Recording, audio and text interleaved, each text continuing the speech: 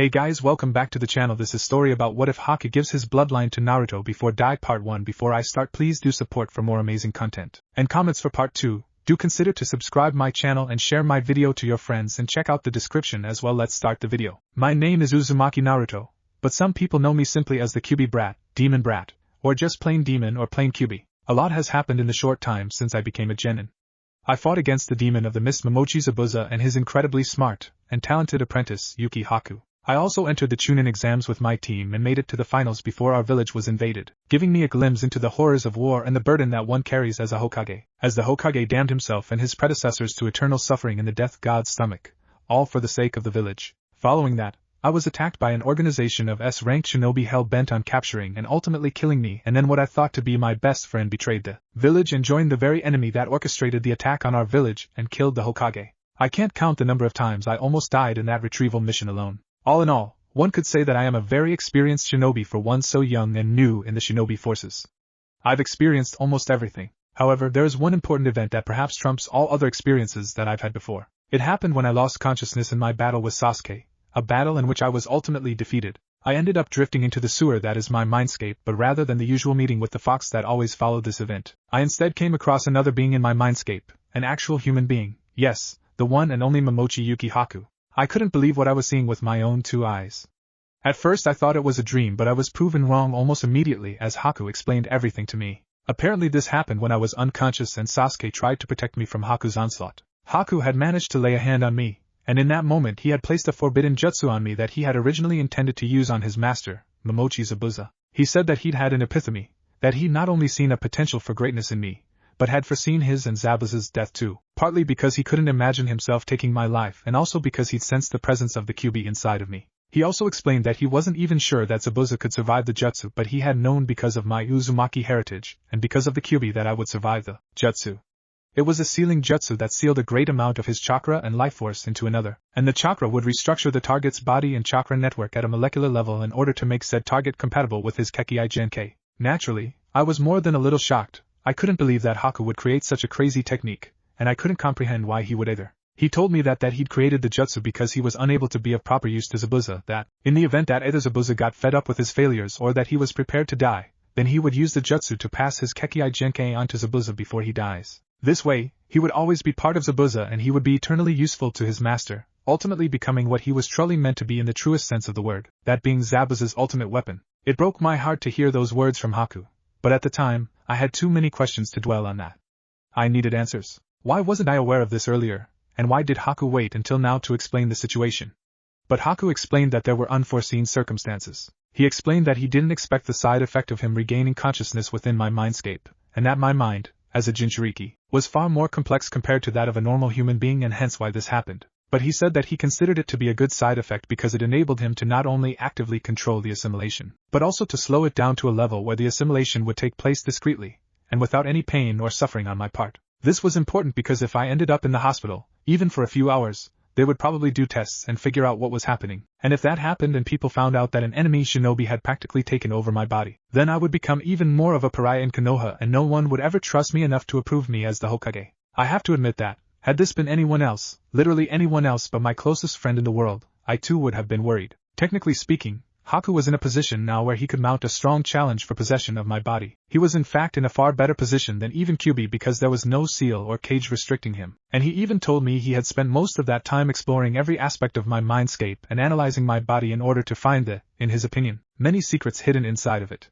This knowledge would come in handy when we began our training together, but it could have turned out oh so differently had Haku not been who he is. Anyway, Haku did suggest that we join the ANBU, and more specifically, the Hunter Nin division of the ANBU. He explained that as Hokage, I would need to have in-depth knowledge of all the divisions in the village, and that joining the ANBU was the easiest method to grasp everything. Also, he explained that I needed to see and experience the true extent of the darkness of the world in order to make the world a better place. It also helped that the ANBU would teach me discipline and standard protocol, and also entrench the fundamentals of being a shinobi into me. Then there was the ninjutsu side of things. Haku told me that the ANBU library in every ninja village has a vast array of ninjutsu scrolls both from within the village and that, which were spoils of war confiscated from enemy shinobi. This would be useful for our ninjutsu training. Haku had mastered every single water jutsu that Zabuza had, and he had mastered futon manipulation along with his Kekkei Genkai, but he didn't know any actual futon techniques, and the many Hyuton techniques he knew were his own creations. Perhaps we could find some futon techniques inside ANBU headquarters in order to diversify my ninjutsu arsenal, he suggested. It certainly sounded like an incredible idea to me, although my weakness for ninjutsu might have played a part in shaping my opinion. Anyway, last but not least, joining the ANBU would make it easier for me to hide from Akatsuki until I was ready to take on them, and being a hunter nin would ensure that I not only got battle experience but also acquired the knowledge and skill required to track Sasuke down and bring him back to the village. Needless to say, the argument he presented was more than a little compelling. I almost immediately rushed to Tsunade's office and demanded entry into the ANBU ranks. She flatly refused me off course and said I didn't know what I was saying. Haku guided me through the details though, as I explained everything he'd said to me thoroughly, leaving out a few secrets off course. When asked how I knew I had a wind and water affinity, I simply gave the chakra paper explanation that Haku told me, even though I had no idea what the hell that was at the time. I finally got both Tsunade and Shizen Nechan's attention after that. I could tell that they were shocked by my, or rather, Haku's reasoning. I even pleaded that they didn't tell any of my comrades where I was, that they just released information that I had gone on a long-term mission or something. It would be easier if everyone genuinely believed that I was gone, and they themselves would be more convincing if they encountered an enemy looking for me. Things degenerated when Tsunade still refused my appeal. She cited the fact that Jiraiya wanted to take me on a 3-year training trip and that she had already given him express permission. I implored her to reverse her decision. Training under Jiraiya, when he actually did pay attention to me, would be undoubtedly useful and educational, I had to admit. But he spent so much time doing his research, managing his spy network, or just plain drinking and hanging out with prostitutes and girls that I just felt that the experience would not be enough to get me where I wanted to be. The lack of battle experience also didn't sit well with me, and Haku also agreed with my sentiments. However, he did come up with a compromise, one that would somewhat appease Tsunade. Haku pointed out that Tsunade, as Hokage, could simply order that Jiraiya-sensei spend 2 weeks straight in Konoha once every 3 months, and even if that wasn't made in order, Jiraiya-sensei could still come to Konoha of his own accord for at least a total 8 weeks in the 50 to 52 weeks that made up a year. That is, if he truly considered me as his apprentice. We had the advantage at this point in time. Shizen Nechan and Tsunade-ba could not refute my argument, and they had no valid grounds to deny me this request. That's not to say that Tsunade didn't try, because she did, using her council of advisors as a smokescreen for her decision to turn me down. But I wasn't about to fall for that, for I already knew that those old farts would never deny my request. They'd wanted me in the ANBU since I was 4 years old. They'd be happier than even I was about my decision to join. In the end, Tsunade ended up giving me a condition. It was a rule that no one below the level of Chunin was permitted to join the ANBU, even though the Hokage had the discretion to make exceptions. Still, she argued that even a Hokage's discretionary limits could only extend so far, and she had already stretched the limits on too many occasions already. Instead, she wanted me to prove to her that I could fight at the level of a Chunin without using the fox's chakra. So it was decided that I would be promoted to Chunin if I passed a handwritten test and impressed her in battle without relying on the fox. It was also stipulated that a third test would be held after both those tests, a test to see if I could guarantee that I won't go berserk when I use the fox's chakra. Jiraiya-sensei was supposed to come for me in 4 months' time, and I had that long to improve my skills, and the test would be taken on his return. If I passed the test, then I would be allowed to have my way. If I failed, then I would have no choice but to go with Jiraiya-sensei. Haku and I agreed to the terms, and we have spent all that time in training and learning as much as we can, with Haku as my mentor. I started training with Gaisen and Lee to improve speed, stamina, strength, and quality of my taijutsu. Of course, I was excluded when Guy wanted to teach Lee some of his own personal moves, but I was always included for speed, stamina, and strength training, and both Lee and Guy gave me tips here and there to help me improve my basic understanding and use of taijutsu. I would go on to train with Guy-sensei and Lee for the remainder of the 4-month program. When I wasn't training with Guy-san and Lee, Haku would be training me to move stealthily, to move swiftly, and he would also help me further improve my speed, agility, flexibility, and evasive tactics. This is all I did for 4 months, and I was pushed far beyond my limits by both Guy-sensei and Haku. Guy-sensei because he was a training and fitness nut job, and Haku because he actually studied my body and knew that I should be able to handle far more punishment than the average human. Even though this is all I had time for in 24 hours that make up a day, that's not to say that is all I did, far from it actually. Haku discovered something about my shadow clones that I had absolutely and completely taken for granted. He pointed out how I remembered and felt the experiences of my clones as if I had been the one partaking in the tasks I sent them on. Haku then asked the question of what would happen if someone taught the clone a new jutsu while it was separate from me? Or what would happen if I sent out 100 clones and each one found someone to teach them a different jutsu in that one day? Would I then know 100 new jutsu in one day when I dispelled those clones? I couldn't believe just how much of a genius Haku was. I had never in my wildest dreams thought of such a possibility. Of course we did put it to the test, and it turned out to be true. It was really possible to learn through my clones, and this was a boon because I, the original, could afford to focus solely on my physical training while my clones did all the theory and the ninjutsu for me. Under normal circumstances, overusing this technique for this purpose would be dangerous. However, I am an Uzumaki, a Jinchuriki, and I have Haku. My body, including my brain, are exceptionally durable as an Uzumaki. My mindscape as a Jinchuriki is flexible and expansive. It even holds the mind of a century, possibly millennia-old entity. And last but not least, I had Haku in said mindscape, who helped to organize, store, and file the information properly in my mind. My potential with this training style was near unlimited. We could have learned all three of Futon, Suiton, and Hyaton in that 4 months, but Haku was against such an idea. He wanted complete mastery and diversity over each element. So we decided to focus on Suiton alone for that 4 months in terms of elemental manipulation. The first month was meant to teach me how to access my water element. It took me just a week, no, actually, just 5 days for me to master this technique with the shadow clone training. However, Haku refused to teach me any jutsu until the following month. He didn't just want normal mastery over the element, he wanted me to manipulate water in the same manner as I blink, or in the same manner as I breathe, subconsciously without the need to focus, without the need to meditate or concentrate heavily, and within a snap of the fingers. It was not only about the speed and ease of execution, however, it was also about the scale. He wanted me to be able to move water at the size and speed of a ninjutsu without actually molding hand seals and without using a shape manipulation, basically, to bend the water to my will alone. I wondered to myself if something like this had ever been done before. Haku explained that the Hozuki clan of Kiri had such an ability, and that even he had the ability, as that is how his mother had discovered he had a bloodline limit. He said that I should be able to do it because I was merged with him, and because I already had a strong water and wind affinity before the merger, and therefore my affinity was much stronger than normal. And so this continued for a month, and both Haku and I were more than a little impressed by the achievement, to say the least. I managed to reach a level where I did in fact bend the water to my will on a large scale.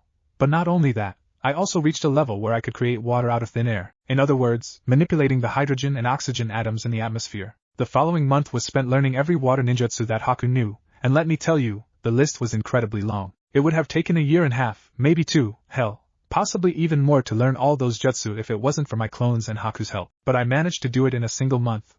The third month, on the other hand, I was spent trying to create new Suiton jutsu. Haku told me that the mark of a great shinobi is one who doesn't merely replicate what he is taught, but one who either improves on what he was taught or uses what he is taught as inspiration for new inventions. He also explained that every great shinobi has a jutsu unique only to himself, a trump card so to speak, and that's how the third month went. My clones tasked with coming up with ideas for new water-style ninjutsu. The fourth month was spent simulating combat situations where I actually used my Suiton in combat situations. I also continued to task my clones with jutsu creation and refinement of my ninjutsu. That's not to say that water manipulation was the only thing my clones did in that 4 months. Many other squadrons of clones participated in many other tasks. There were anatomical, botanical, and medical lessons that Haku held for my other clones.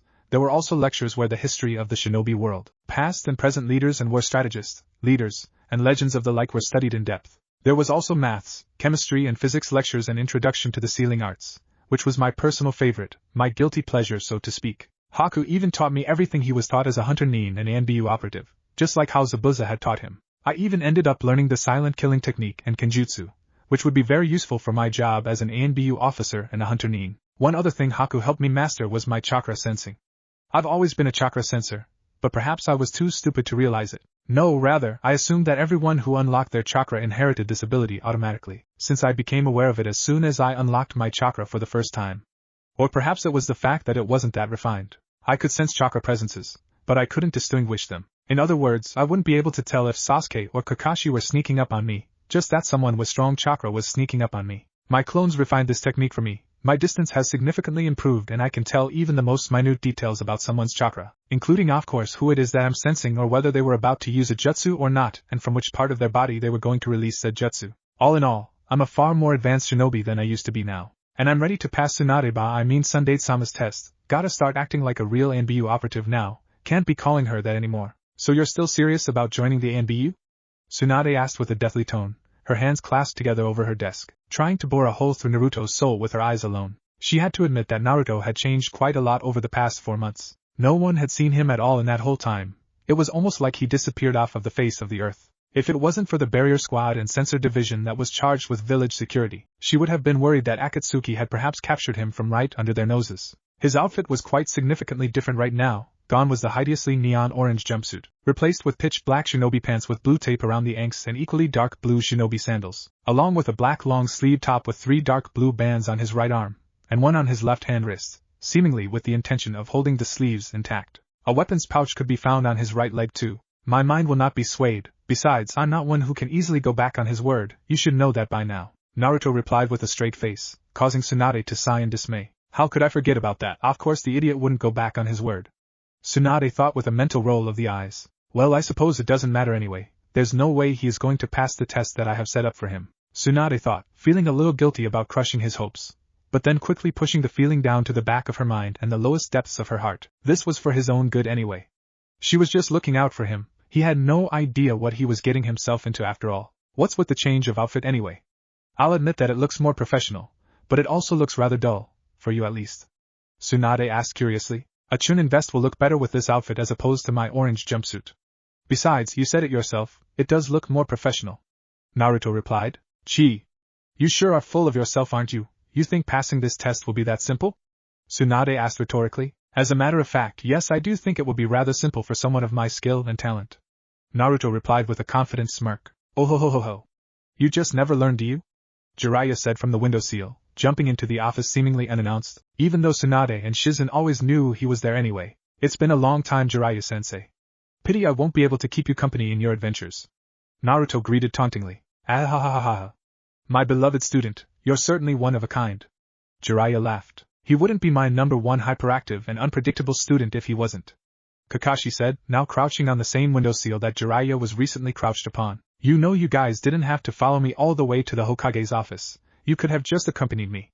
Naruto said, scratching the back of his head sheepishly. Ahihihi. I'm not sure I know what you're talking about, Naruto. Kakashi said unconvincingly. I'm sure, I guess. Naruto replied with a sweat drop. He knew we were following him all this time? I don't know about Kakashi, but I was being as stealthy as I can possibly be back there. Has Naruto really improved that much? Jiraiya thought contemplatively, the same thoughts going through Kakashi's mind at that very moment. Ahem. You two should start developing the habit of using the door like civilized humans when you enter my office. Otherwise I just might develop the habit of pulverizing certain male genitals. Tsunade said with a threatening undertone, causing both Kakashi and Jiraiya to sweat nervously. Anyway, when do I begin the test? I'm ready now. Naruto cut in, both Jiraiya and Kakashi mentally thanking Naruto for diverting Tsunade's attention away from their genitals. It depends, which part of the test do you want to start with? The written part, or the practical/battle part?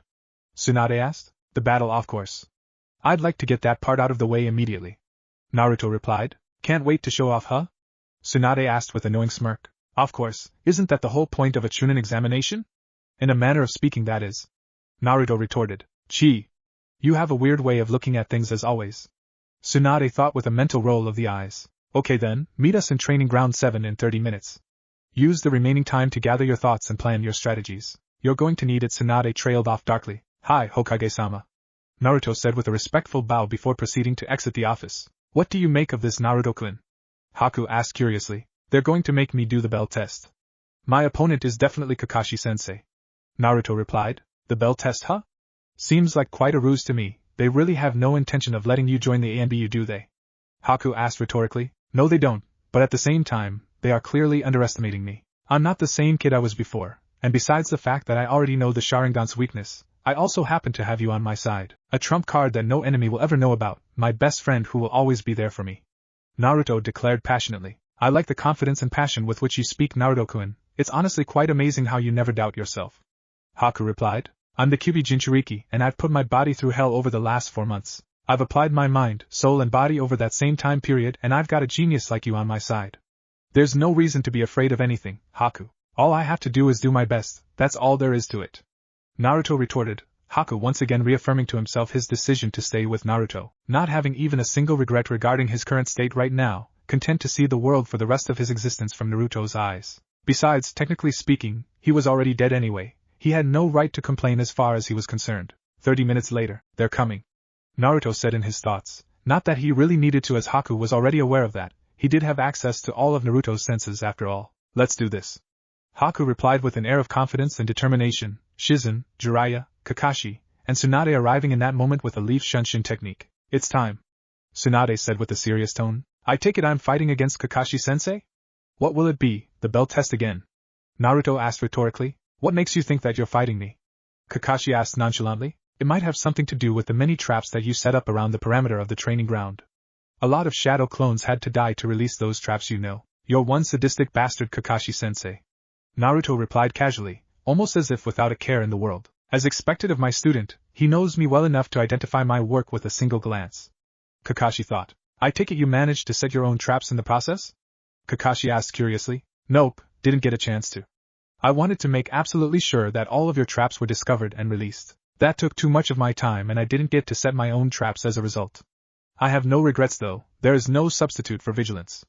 Naruto replied. So he figured out the purpose of giving him a 30-minute head start was in order to give him a chance to make preemptive battle preparations. Not only that, but he must have also realized that whoever was testing him would have known about this part of the exam for quite a while now, and because of that, he took care to scout the area for any surprises that might lay in store for him. Last but not least, the nature and style of the traps set out in the battlefield, and the fact that the exam is taking place in Training Ground 7, and combine that with the fact that Kakashi-san was in Tsunade-sama's office earlier, he was able to use those subtle hints to accurately discern to the most minute detail what kind of test was in store for him. Suga, Naruto-kun is truly amazing. I can't believe how much he's grown in such a short space of time. Shizen thought with a proud smile, similar analysis going through Tsunade, Kakashi, and Jiraiya's mind as well. You've done well, Naruto, but that was just the easy part. You have to actually get the bells from me this time. There's no hidden meaning behind the test, and there is no alternate way to pass except to get the bells. Also, I won't be holding back this time around. You are the hero that defeated the formerly undefeated Sabaku no Gaara and Shikaku after all, and I saw the damage that your battle with Sasuke did at the Valley of the End. I'll give you the respect that your achievements deserve, even though you aren't allowed to use the fox in this exam like you did in those 2 battles, Kakashi said with a deathly tone, lifting up the left side of his headband to reveal a 3-Tamo Sharingan. Haku! Naruto signaled. Don't worry, Naruto-kun, as we agreed, I will cancel any genjutsu cast upon you. Just focus on the nin and taijutsu and leave the genjutsu to me, Haku said reassuringly, Naruto replying with a simple thank you, and as promised, dedicating his mind, body, and soul to Tai and ninjutsu and content to leave the rest in Haku's trusted hands. State your rules of engagement, Naruto said with serious face, a strong breeze washing over the area as the duo focused their chakra and intent, so much so that the atmosphere was practically suffocating. Use of the Kyuubi's chakra is not permitted, everything else is legal. Your goal is to get the 2 interconnected bells from my waist, and you have 24 hours to do that. You will automatically fail the Chunin examination if you fail to get the bells. One last thing, if you don't attack with the intent to kill, you will not only fail to get the bells from me, you might actually die. Kakashi trailed off with a dangerous tone. Do you still want to continue, Naruto, even under those conditions? Tsunade asked with a taunting smirk. That goes without saying.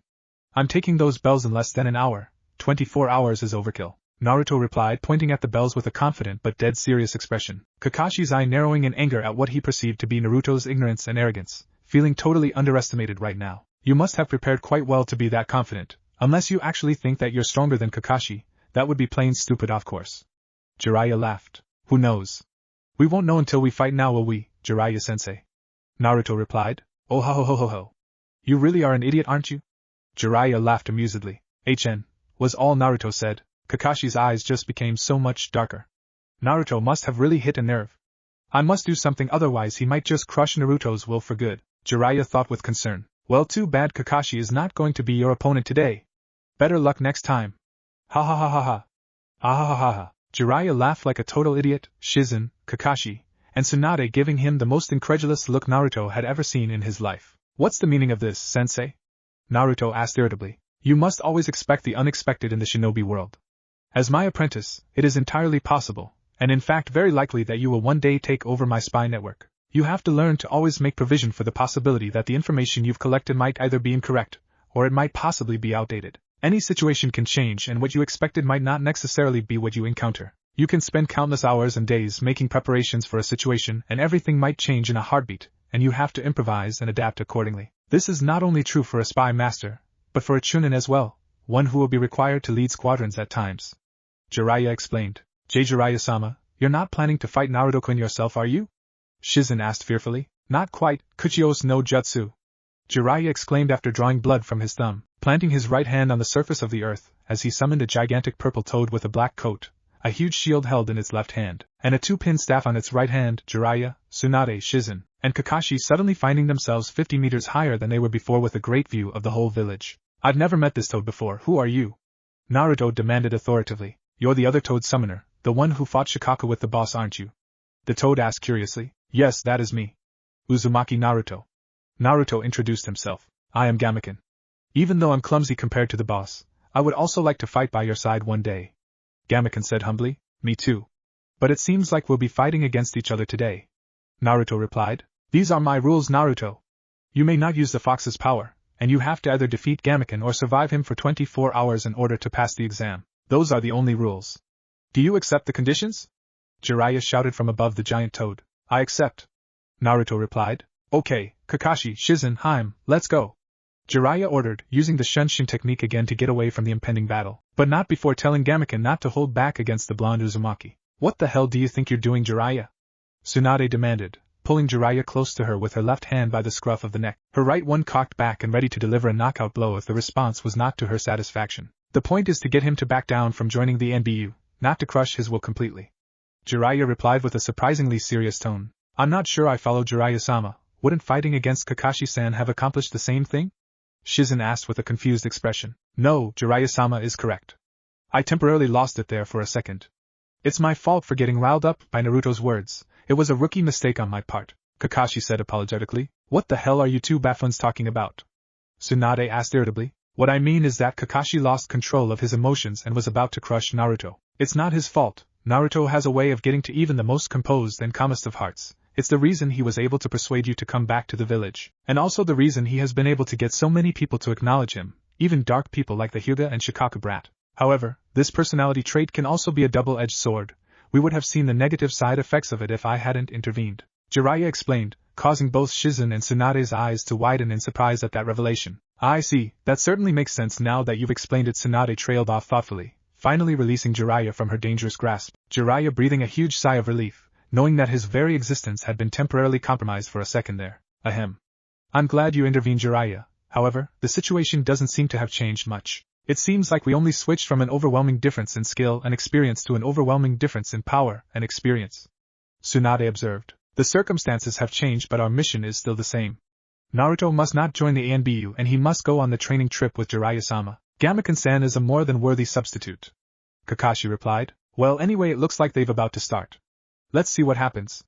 Tsunade said, everyone now paying attention to the battlefield. I don't know all the details, but I've been ordered to defeat you or hold you off for 24 hours. Bunto-sama has spoken highly of you, so don't expect me to hold back. Gamaken warned. That's my line for you.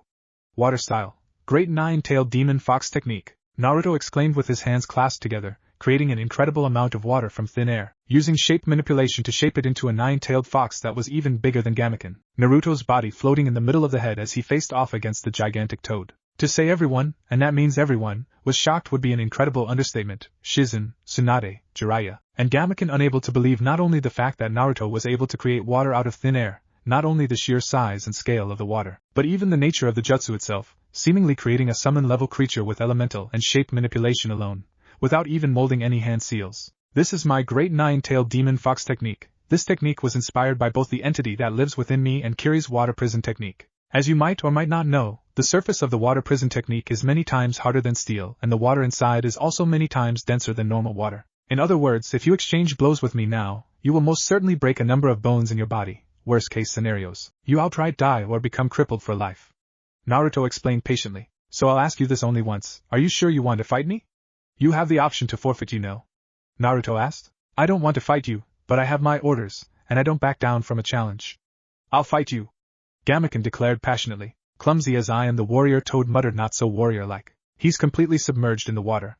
Therefore, this can't be a technique that he can use for an extended period of time, but he's also probably aware of this himself, so he must have trained his lungs to hold his breath for a long time. No, I shouldn't be too worried about that. No matter how much he trains his lungs, he's still only human. Gamaken thought as he leaped up into the air with every intention of getting the first blow in, only to be swiftly and harshly pulled back down to earth, both physically and mentally. Two tails of Naruto's nine-tailed water fox bursting out of the ground and grabbing tightly on Gamaken's ankles. He can change the shape of the tails into arms? Gamaken thought in shock, but swiftly broken out of his split-second trance as he was shoulder-charged with devastating force by the demon water fox. The result was quite devastating and incredibly smart and strategic from Naruto, as Gamaken's body was flung away at a rapid force and speed, but because of Naruto's water limbs holding tightly at Gamaken ankles, a recoil effect from being flung in two directions caused Gamaken's arms both reflexively and by force to get flung backwards, leaving his guard open for Naruto to exploit as Gamaken's whole body became open for attack. To ensure that Gamaken's guard remained open, Naruto shaped three more tails into arms and used them to further pin the giant toad down, all three water arms bursting from under the ground and enclosing on each of their targets, one around each wrist and one around the mouth area. Now you can't form hand seals and you can't spit out any jutsu from your mouth cavity either. On top of the fact that your powerful toad legs can't elevate you anymore, Naruto said with a cold expression in his eyes. This is the part where I would usually ask you to surrender, but I won't be taking any chances, Naruto said as he delivered a devastating downward punch on Gamaken's torso, the impact of the punch dwarfing anything that even Tsunade was capable of producing with her super strength technique, the whole landscape becoming deformed and reshaped, a forest's worth of trees tumbling under the earthquake-like effects of the force exerted on the earth. A puff of smoke could be seen surrounding the area where Naruto's water arm had impacted on the earth, this time having used the water fox's upper frontal limbs to launch his attack. Did he dispel himself just before impact? Or did Jiraiya-sensei cancel the summoning himself? Naruto pondered to himself. That doesn't matter right now, what matters is that you won the battle. This qualifies as a retreat, doesn't it? Haku responded. Yes indeed, Databayo. Naruto replied, causing Haku to chuckle at Naruto's verbal tick kicking in after quite some time now. Haku had tried very hard to get rid of it by administering heavy penalties and punishments every time Naruto had a relapse. However, he'd eventually found out that it was impossible to completely get rid of it. It would always come back when Naruto was overly excited. The important thing was that he didn't use it anywhere near as often as he used to before. In fact, he never used it anymore as long as he was calm and composed, or focused on a specific task. Unable to detect any further threats with his keen senses, the blonde Uzumaki cancelled his water style, great nine-tailed demon fox technique, the fox completely evaporating in a matter of seconds thanks to the blonde Uzumaki's ability to manipulate hydrogen and oxygen atoms. It was a solution he had come by because of the implications and consequences of simply cancelling the chakra feed to his jutsu, as that would mean that he would run the risk of drowning his comrades or even worse, innocent civilians that might have been in the vicinity at the time. If he couldn't evaporate it, the jutsu could have potentially been useless in terms of protecting comrades or protecting the village, and Naruto felt that he had no use for a jutsu like that, as shinobi worked in teams most of the time anyway. Oh, I defeated and conquered your challenge. Come out and face the music. Naruto shouted in the direction that he knew his superiors were. I can't believe Naruto-kun defeated Gamaken-san on his own. It's just unbelievable. Shizen exclaimed in shock and disbelief. That's the least of it, Shizen. Just what the hell is that jutsu that Naruto used just now? How can a genin be capable of producing a jutsu of that scale? He didn't even use the Kyuubi's chakra, did he?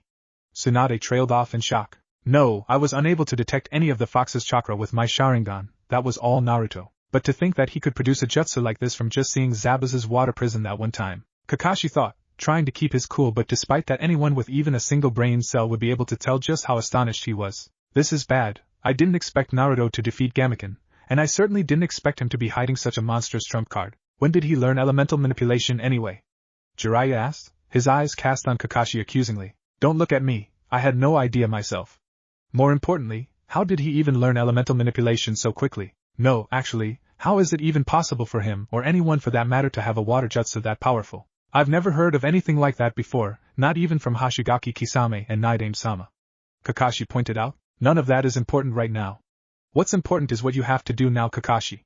Tsunade said authoritatively. I'm not sure I understand, Hokage-sama? Kakashi asked with a slightly confused expression. We have to stop Naruto from getting that Chunin promotion at all costs, at least until after he goes on the training trip with Jiraiya. I'm sure this ANBU and Hunter Neem nonsense will be out of his head by then, so we'll have to go back to Plan A. You'll have to do the bell test and make sure that he doesn't win. Tsunade said with a determined expression. Tsunade-sama. I urge you to reconsider. I know that we didn't set any specific parameters regarding this part of the exam, or any part of it actually, but Naruto-kun is not stupid. He'll realize what's happening and he won't like it. No genin would ever have to defeat Gamaken in order to get a promotion in the first place, and it goes without saying that they wouldn't be expected to fight an elite jonin right after fighting a boss-level Toad Summon. If you do this, I fear that our relationship with Naruto-kun might become permanently damaged. Please reconsider your decision, Tsunade-sama. Shizen pleaded desperately. I'm afraid I have to agree with Shizen on this one. This decision could backfire horribly. Naruto is already estranged with the villagers and most of the shinobi force because of what he is. If he becomes estranged with the higher-ups as well, then we might as well have created another Sasuke, or even worse, Orochimaru. We have to be careful how we handle things from here on out. Kakashi said with a voice of reason. Then what do you expect me to do? Let Naruto join the ANBU? Kakashi, you know what it's like in there. Do you really want to see Naruto go through that on top of everything that he's been through already? Tsunade asked desperately. Don't lose hope so soon, Tsunadeheim. There's still a written test coming up, isn't there? If there's anything I know about my apprentice, it is that written exams are his greatest weakness. I'm told that he is the only genin in the history of the Chunin exams who passed the written exam without answering a single question. Jiraiya said with a small chuckle. Where did you get that nonsense, Jiraiya? Tsunade asked incredulously. It's true. I heard it once from Anko. According to her, Ibiki says that Naruto didn't even attempt a single question in the written exam. They are under the impression that Naruto had already figured out the true purpose of the exam from the beginning, but I, as his sensei, know better than anyone that there is no way Naruto knew any of the answers, and he almost definitely did not figure out the hidden meaning behind it. He probably had no idea what to do. Kakashi explained. So you're saying that Naruto-kun will definitely fail the written exam that we have prepared for him? Shizen asked curiously. Most certainly. Kakashi replied confidently. Okay. Let's do this. Tsunade declared, slamming her palm against her fist excitedly as she walked out of the shadows and into the clearing to meet up with the blonde-haired Uzumaki. So you finally decided to show up and bask in my awesomeness? Naruto taunted. Don't get ahead of yourself, brat. You're not a chunin yet. We still have the written part of the exam, plus, you still have to prove to us that you won't endanger your squad mates by losing control of the fox. Tsunade chastised. Part of the reason for joining the ANBU is to gain the emotional control required in order to control and suppress the fox's sinister intent, so I don't understand why you would deny me entry because of a current lack of control. There's also the fact that I'm going to be a hunter nin. I was under the impression that hunter nin mostly work alone. Naruto said with an inquiring undertone. Only the elite of the elite ever hunt alone. You're still a rookie. You won't work alone until you get an A-class ranking. That is if you even make it through the upcoming tests. Kakashi retorted. If that's all, then I will be hunting alone in no time at all to bail. Naruto said excitedly, although he wasn't even half or even a quarter as loud and boisterous as he was just over 4 months ago. Anyway, before we carry on, we have a few questions for you. Naruto. Tsunade trailed off with a serious tone, giving Naruto a meaningful stare. You want to ask about my water manipulation and the jutsu I used on Gameken-san? Naruto asked rhetorically. Well, now that we got that out of the way, where did you learn water manipulation, and who taught you about elemental manipulation? Tsunade demanded. I've known about elemental manipulation for a while now. It would actually be quite silly of me not to know about it given how often Sasuke and Kakashi-sensei used it. As for learning how to actually use it, I'm self-taught. Naruto replied simply. Self-taught? You're telling me you taught yourself such a high-level technique like the one you used on Gameken? Jiraiya asked incredulously. Do you know anyone else who uses the great nine-tailed demon fox technique? Naruto asked with equal incredulity. How did you teach yourself elemental manipulation exactly? I mean, it's not that I'm doubting you, Naruto-kun, but I've never heard of such a thing in my life before. Shizen asked, the only one Naruto noted who was more curious than suspicious of him. I taught myself the shadow clone technique, didn't I? Why is it hard to believe that I can teach myself water manipulation when I have such a strong affinity for it? Naruto asked rhetorically. That's different though. You had a scroll from which to learn Kage Bunshin from. Where did you get a water manipulation scroll? Or who is it that taught you? Jiraiya asked again. I can guarantee you that no one alive under the sun and the moon taught me elemental manipulation. I am self-taught through trial and error. I practically lived in the water for the past 4 months. Naruto explained in exasperation. Okay, fine, whatever. Just tell me how many water techniques do you know exactly? Tsunade demanded authoritatively. Too many to count. It would be best to assume that I know at least 75% of every water jutsu out there. Naruto replied. And all of that is self-taught? Jiraiya asked suspiciously. In case you haven't realized, I've had a lot of encounters with water release users.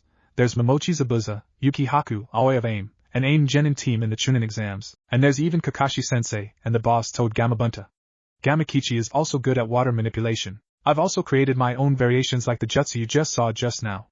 Naruto explained. That's quite a lot of jutsu to learn in just 4 months. Learning and mastering a single element alone can even take up to 3 years. And you not only did it in 4 months, but you managed to create what is probably the most powerful water element any of us have ever seen. That is logically impossible. Even a genius like Sasuke wouldn't be able to do something like that. Kakashi argued. You've always thought of him as superior to me, haven't you? Naruto asked rhetorically. And Naruto, that's not what I meant. No, it's fine. But remember that we are talking about the same Sasuke who learned lightning style and Chidori in just 1 month. And we are talking about the same Naruto who learned shadow clone in 2 hours and Rasengan in 3 weeks. Contrary to popular belief, I'm a genius in my own right too, Kakashi-sensei. Naruto replied in a dead serious tone. And Naruto. Anyway, Naruto. I need you to promise you won't use that technique recklessly.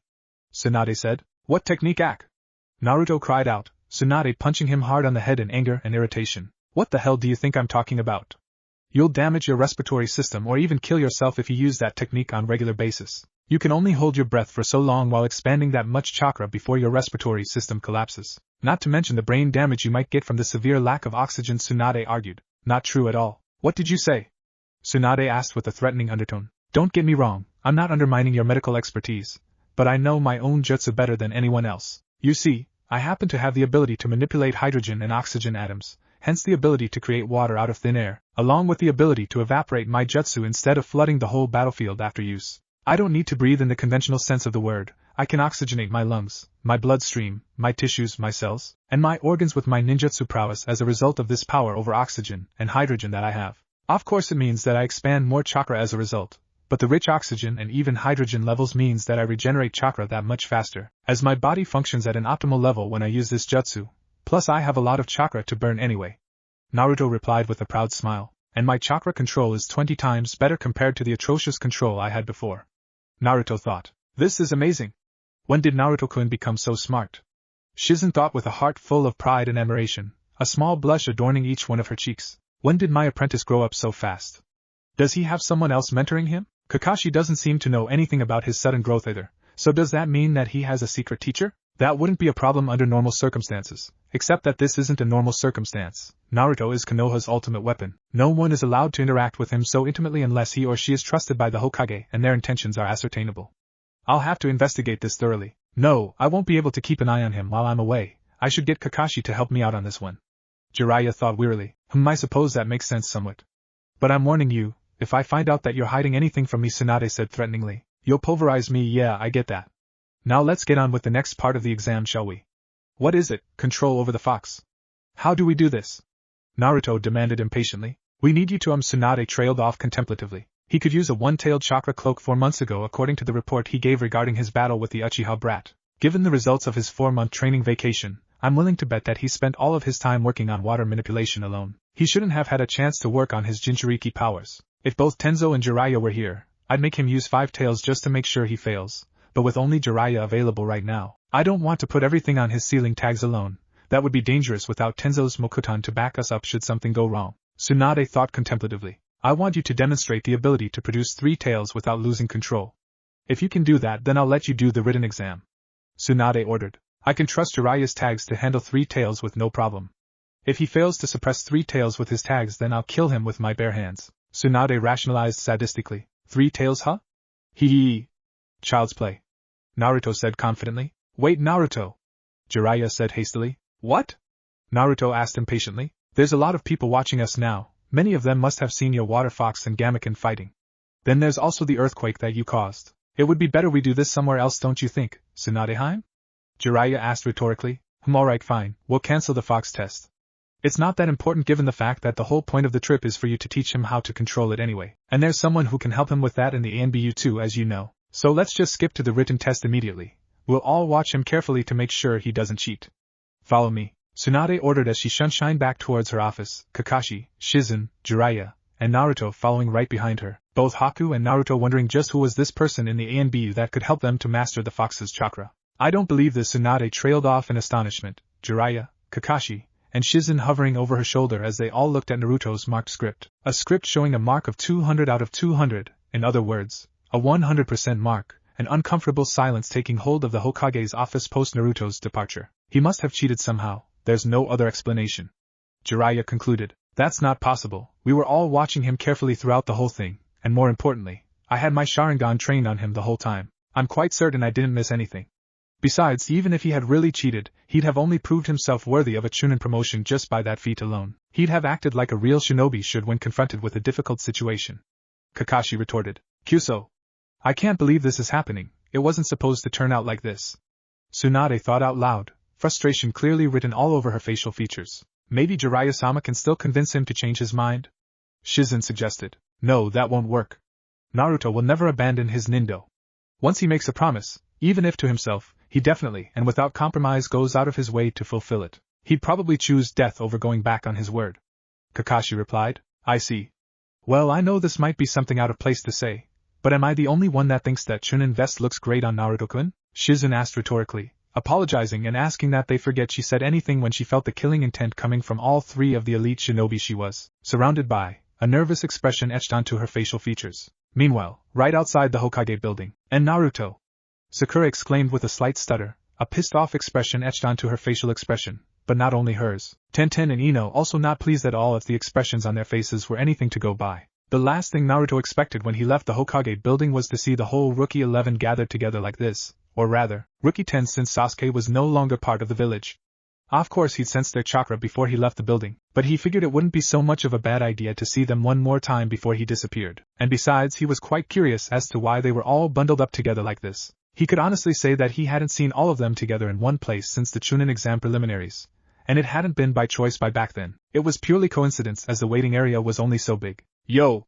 What are you guys all doing here? It's not going to be my birthday anytime soon, so I doubt you're planning a surprise birthday party for me, unless, of course, you're planning a Chunin promotion party for me? No, you couldn't have known about that, could you? I guess it's something else. Naruto trailed off with a thoughtful expression. I can't really think of anything else, so why don't you guys tell me what's up? Naruto asked with a nice smile. I'm glad you're okay, and Naruto-kun. We were all so worried about you, Hinata said with a heavy blush, shyly pressing her fingers together, her eyes cast downwards nervously. You stole my line, Hinata-chan. You know I've really been worried about you. In fact, I was planning to come and check on you before my departure. You look very good and healthy though. Have you fully recovered from your injuries? Naruto asked curiously, causing Hinata's eyes to widen in shock at Naruto's words, her heart leaping and dancing happily. The Hyuga princess overjoyed at the possibility that she was all that had been in Naruto's thoughts since he disappeared. It's been 4 months since you disappeared, dumbass. Of course her injuries have healed over that time. Hinata-chan is not that weak, certainly not as weak as you, Kiba said angrily, pointing an accusing finger at the blonde Uzumaki. I know she's not weak. Hinata-chan is the bravest kunoichi I know after all, Naruto said with a genial smile, his arms folded behind his head with a completely relaxed and satisfied demeanor. Hinata staring at the blonde Uzumaki with a shocked but joyful expression, almost on the verge of tears as she couldn't believe that she was receiving such praise and recognition from her long-term crush. Sakura, on the other hand, didn't look so good at the moment. She'd also been training very hard in the last 4 months, and she'd finally managed to revive a dead fish with her new medical skills, an achievement that meant that she had finally mastered, or at least learned how to use the mystic palm technique. She thought that she was getting closer to Naruto and Sasuke, and she'd started to feel good about herself. Truthfully speaking, she couldn't wait to show off to Naruto, looking forward to the words of praise that he would have for her. But for him to so easily and most of all, sincerely say that Hinata was the bravest kunoichi that he knew left her in total limbo in that moment, because that was the sort of praise she wanted and felt that she deserved from Naruto. She honestly didn't know how that truly made her feel, although she did absolutely know for a fact that she didn't like that it made her feel that way, and she definitely didn't like to hear him speaking so fondly about another woman. In fact, she had been about to pulverize him right then there. If someone asked her why, she'd just say that she could see through Naruto's tactics, that he was influenced by his perverted sensei, and that she wouldn't allow him to lure innocent Hinata-chan into his trap. After all, when had Naruto ever given any woman other than her so much attention before he met Jiraiya? Perhaps it was good fortune that Shikamaru chose that moment to cast his laziness aside and decide it wasn't too troublesome for him to talk, or Team 7 would have been found guilty of infighting again and prove that they were the most dysfunctional team in the leaf. Naruto, is there something wrong with my eyes, or is that a Chunin vest that you're wearing? And is there something also wrong with my ears, or did you say something about your Chunin promotion? Shikamaru asked suspiciously. Oh yeah, you guys don't know, do you? Naruto said in mock surprise, a mischievous smirk plastered on his facial features, one that put everyone on edge as it was eerily similar to the expression he usually had when he was about to pull off one of his juvenile, but also surprisingly intricate pranks. No, we don't. That's why we all decided to come to the Hokage office to demand some answers. Although Ino and Sakura practically dragged us all the way here, Shikamaru drawled out. There's also the matter of the giant water fox, and the toad that we saw fighting very close to the village proper. Niji and Shikamaru insisted that both the fox and the toad had something to do with Yoshino said in his forever emotionless voice. Niji and Shikamaru, huh? Out of all of my friends in Konoha, they are without a doubt the ones that are most likely to have figured out the secret behind my existence. It would be one thing if they concluded that the toad had something to do with me, but both the fox and the toad? Naruto thought wearily. I have to agree with you on this one, Naruto-kun. They definitely know. Haku replied. Well, are you going to tell us what's going on, or do I have to mind rape it out of you? Ino asked with a sinister undertone. Or would you prefer a more unconventional method? Sakura asked, smashing her right fist against her left hand menacingly. Hold your panties, ladies. First I'll answer Shikamaru's question. No, actually, I'll just tell you everything that's happening, Naruto said, taking a deep and long breath before carrying on with his explanation. First thing you have to understand is that I'm a very famous and popular figure in the continent. Naruto started off, causing everyone to face fault at Naruto's seemingly ridiculous claim. Naruto, Sakura said with a malicious tone. I know it sounds totally ridiculous, but it's actually true. I'm famous and popular in Moon Country, the Hidden Star Village, the former Snow Country, now known as Spring Country, and Wave Island. They even named the longest and biggest bridge in the world, the bridge that connects Wave Island to the mainland, after me. It's called the Great Naruto Bridge now. You can check it out if you don't believe me. Naruto said, gaining everyone's attention now that they realized just how serious he was. Because of this, my name has spread out to other countries as well, even countries outside the elemental nations. As a result, I have received an S-class mission request, requesting specifically my services and mine alone. It has come from Demon Country and it is a long-term mission that will last for 3 years minimum. Naruto lied through his teeth. It wasn't a complete lie, however. He did get a mission request from the demon priestess Miruko, but he'd lied about both the timing and the duration of the mission. The mission request stipulated only that Naruto would have to aid Miruko's daughter in her fight against the great evil that threatens the whole world, and that he would only have to leave for Demon Country on a specific date 3.5 years from now. In other words, Naruto wasn't going to Demon Country for at least 3 years, contrary to what he told his comrades. However, this was the cover story he and Tsunade had agreed upon, and therefore that is what he had to tell anyone who asked. That is if he decided to answer the question in the first place. Wait a minute, what? You're telling me you're gonna be gone for more than 3 years on a single mission? What kind of mission takes 3 years? Tenten asked in disbelief, a sentiment shared by everyone of the Rookie 10. I can't disclose the mission specifics. But all you have to know is that Hokage-sama refused the Byakugan/Byakugan. Niji and Hinata exclaimed at the same time, both simultaneously activating their prize Dijutsu, unashamedly scanning every inch of the blue-eyed Uzumaki. What's wrong, Hinata-chan? Niji? Naruto asked hastily. My apologies, Naruto, but I had to make sure. Niji replied as he deactivated his Byakugan, Hinata also deactivating hers a few seconds later, a heavy and deeper than usual blush spotting on each of her cheeks, causing both Naruto and Haku to wonder just what the hell she was actually looking at. Had to make sure of what? Naruto asked with a confused expression. I noticed it the first time, but when you did it again I realized that it would be negligent on my part to let it slide again. Niji explained. I'm not sure I follow? Naruto said with an inquiring undertone. Your speech pattern has changed drastically. The pitch of your voice is significantly lower, and your pronunciation of words is much more formal and accurate. But more importantly is the absence of your Databayo catchphrase and your use of the proper title and honorific when referring to the Hokage. Hinata-sama noticed the same thing as I did, and that's why we had to make sure. Niji explained with his typical calm and composed aura surrounding him. And you've never paid that much special attention to Hinata-sama before, more especially when she's in a crowd. Your praise and attention must have made her suspicious of you. Niji thought internally. Ah, so that's what it is. Hee. Ninjutsu isn't the only thing I've been working on over the past 4 months. I've come to realize that I need to start thinking and acting like a Hokage already if I'm ever going to reach my dream, or if I'm ever going to surpass my predecessors. Naruto explained himself. That certainly makes a lot of sense when you put it that way. But could you please get back to what you were saying before the interruption? Tenten said impatiently. Okay, where was I again? Oh yes, a long-term S-rank mission. You see, the thing is, Hokage-sama refused to acknowledge the mission request. She thought that it might be a trick from an enemy that is after me, more specifically, a scheme by Akatsuki to capture me. Akatsuki? What the hell is that? Sounds like some crazy cult. Ino cut in. It's an organization of S-ranked criminals. In other words, an organization comprised of Kage-level ninja criminals, the most dangerous organization in the world. Naruto explained. Oh please, I'm not listening to this nonsense anymore. Come Sakura, maybe we'll get better answers from Tsunade-sama. Ino said as she attempted to walk past the blonde Uzumaki and into the Hokage building, only for Naruto to grab her by the wrist with a near-bone-crushing grip. You're not going anywhere until I'm done explaining everything. You need to hear this for both yours and my own good. I'm tired of hiding, and more importantly, keeping this a secret is no longer beneficial to anyone. It would be selfish of me if I continued to keep it a secret because it will put all your lives in grave danger for as long as the possibility of us going on missions together in the future exists. Naruto said with a deathly tone. Stop trying to make yourself seem important, you histrionic nut job. Shut up and listen. Ino!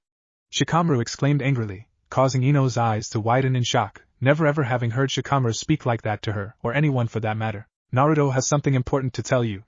Show some respect, if not for him then at least for yourself. Shikamaru emphasized sternly, causing Ino to shrink away pathetically, not having any experience in dealing with such a scary version of Shikamaru. Thank you, Shikamaru. Now all of you listen carefully.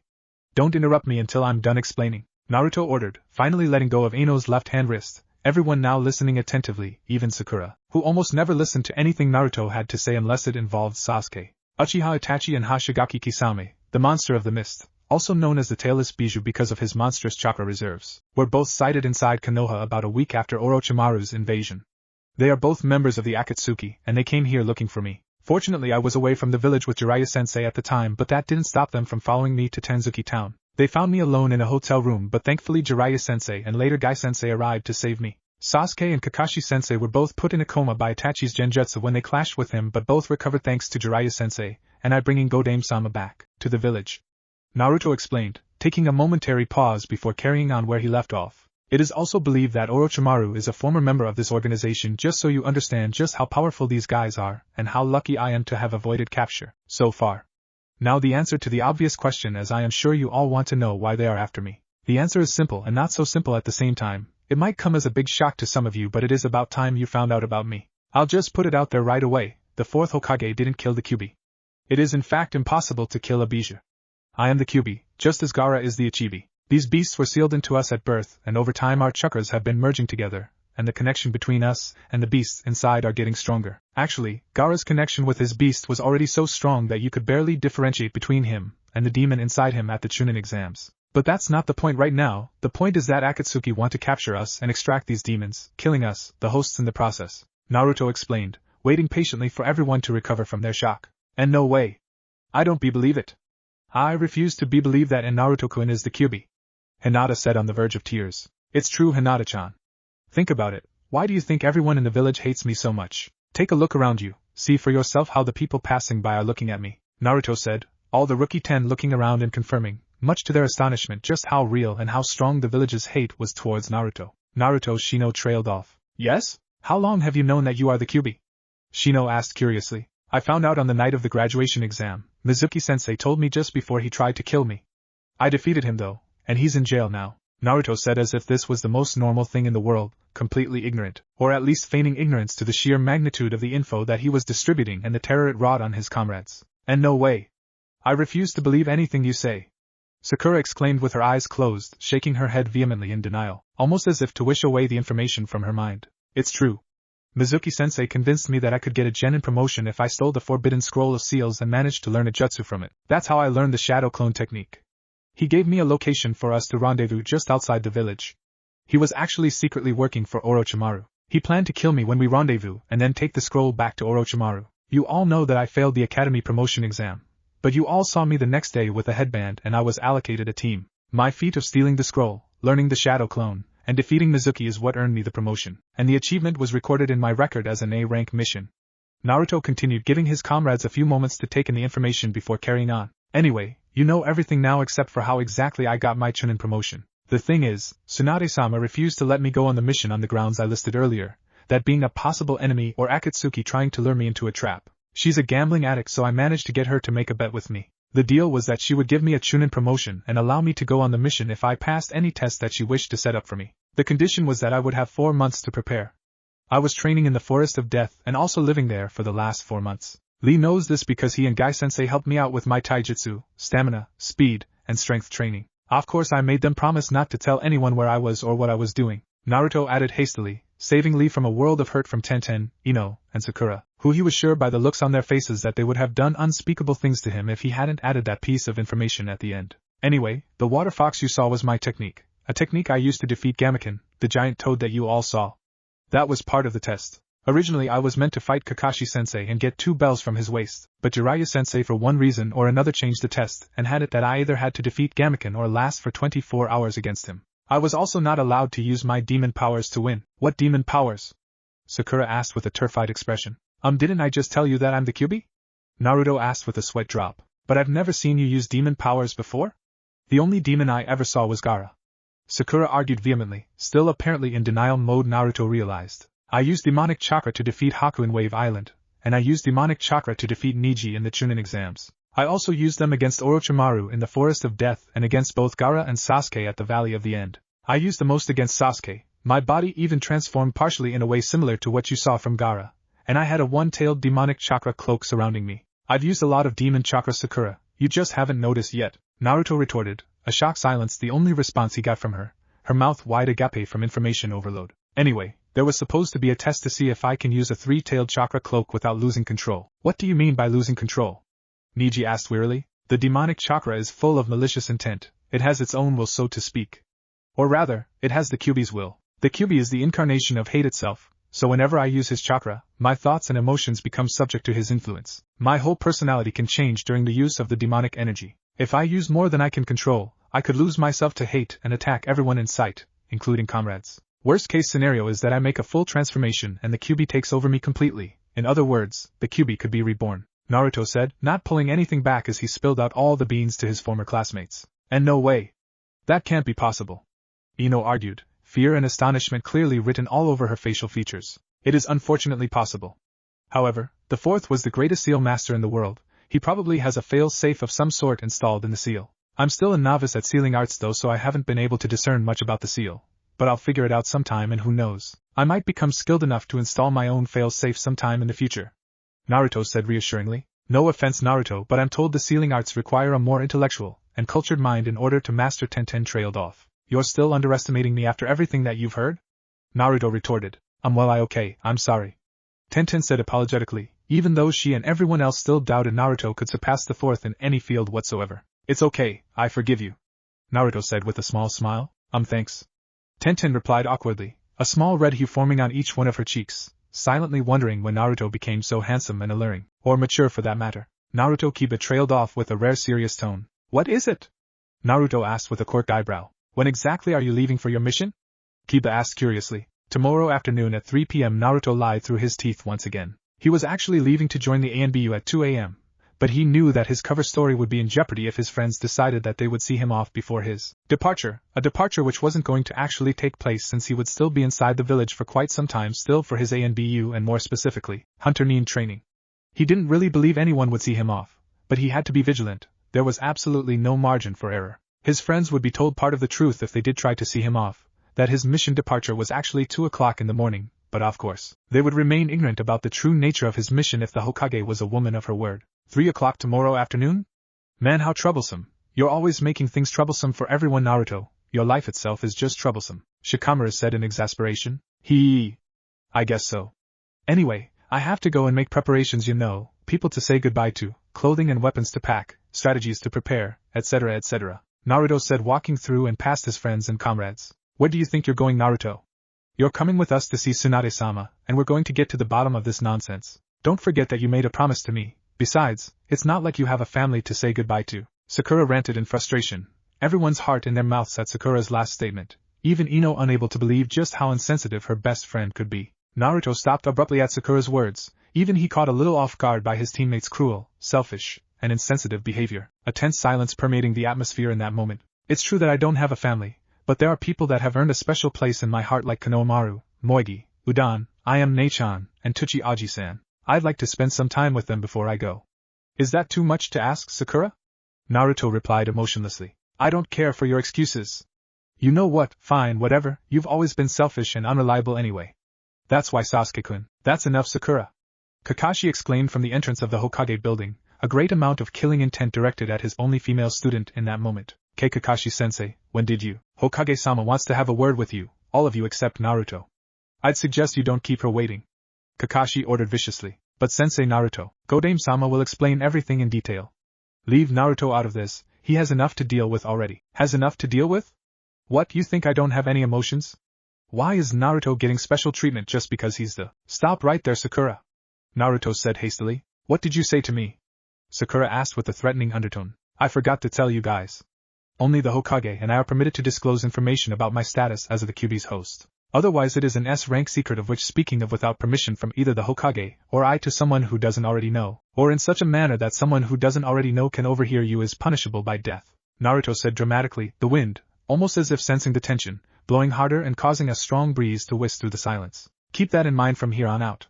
Naruto said as he resumed his journey away from his friend's teammate and sensei, the blonde calmly walking away with his hands in his pockets. Where do you think you're going? We're not. Sakura trailed off as Naruto ignored her completely, the blonde Uzumaki disappearing in a spiraling water-style Shunshin technique, the water spiraling around his body and then evaporating immediately, along with Naruto's body it would appear as he was no longer there anymore. And Naruto! Sakura exclaimed in frustration. She's really not taking any of this well. Perhaps Naruto shouldn't have revealed so much at the same time.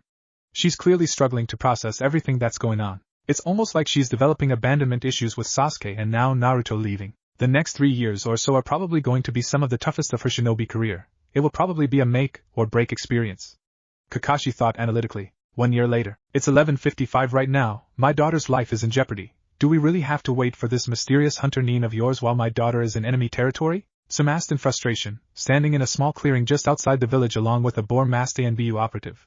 The ANBU commander, in fact, who spotted spiky brown hair and dark eyes under that mask of his, along with the standard ANBU gear, complete with metal-plated armor and a tanto across the back. Also present and visibly unsettled was Kimiko, a very big and strong-looking black ninja dog with gold-slitted pupils and extremely sharpened teeth and claws. Kimiko was actually one of Hana's 3 Niken. She was the one that Hana had sent to call for backup because she was the fastest out of the 3. Hana was stuck in Kirigakyu no Sato because she had run into a former swordsman of the mist, Kurasuki Raiga, who was also a wielder of the lightning fangs. She and her team had been sent on a mission to assassinate the rogue swordsman because he had been burying villagers alive on a small settlement near the border of Fire Country.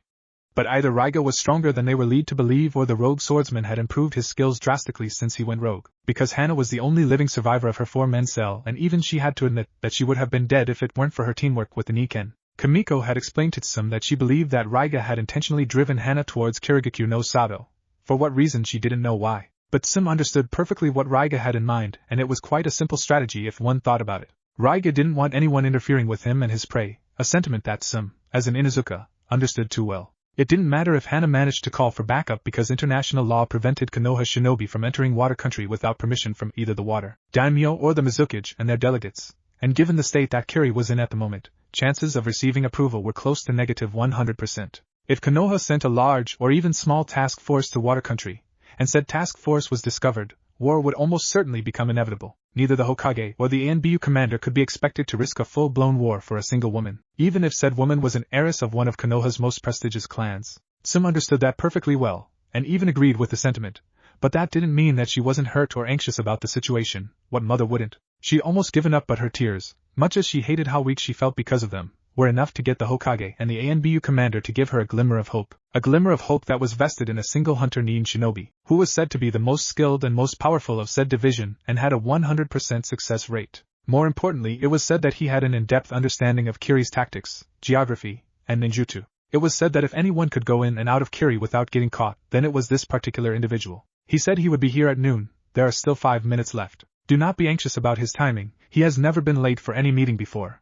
I don't expect him to start today, Bo replied calmly, even though even he had to admit he was a little intimidated by the Inuzuka Maitreya. He honestly didn't know if he could win against her if she lost her cool and assaulted him. She was an experienced and professional kunoichi, he knew that well enough, but he doubted that she'd had to deal with something like this before, and that didn't change the fact that her core nature was that of a savage animal. He was really hoping that Red Fox wouldn't choose today of all times to be late for the first time in his ANBU career. You really believe in this guy, don't you?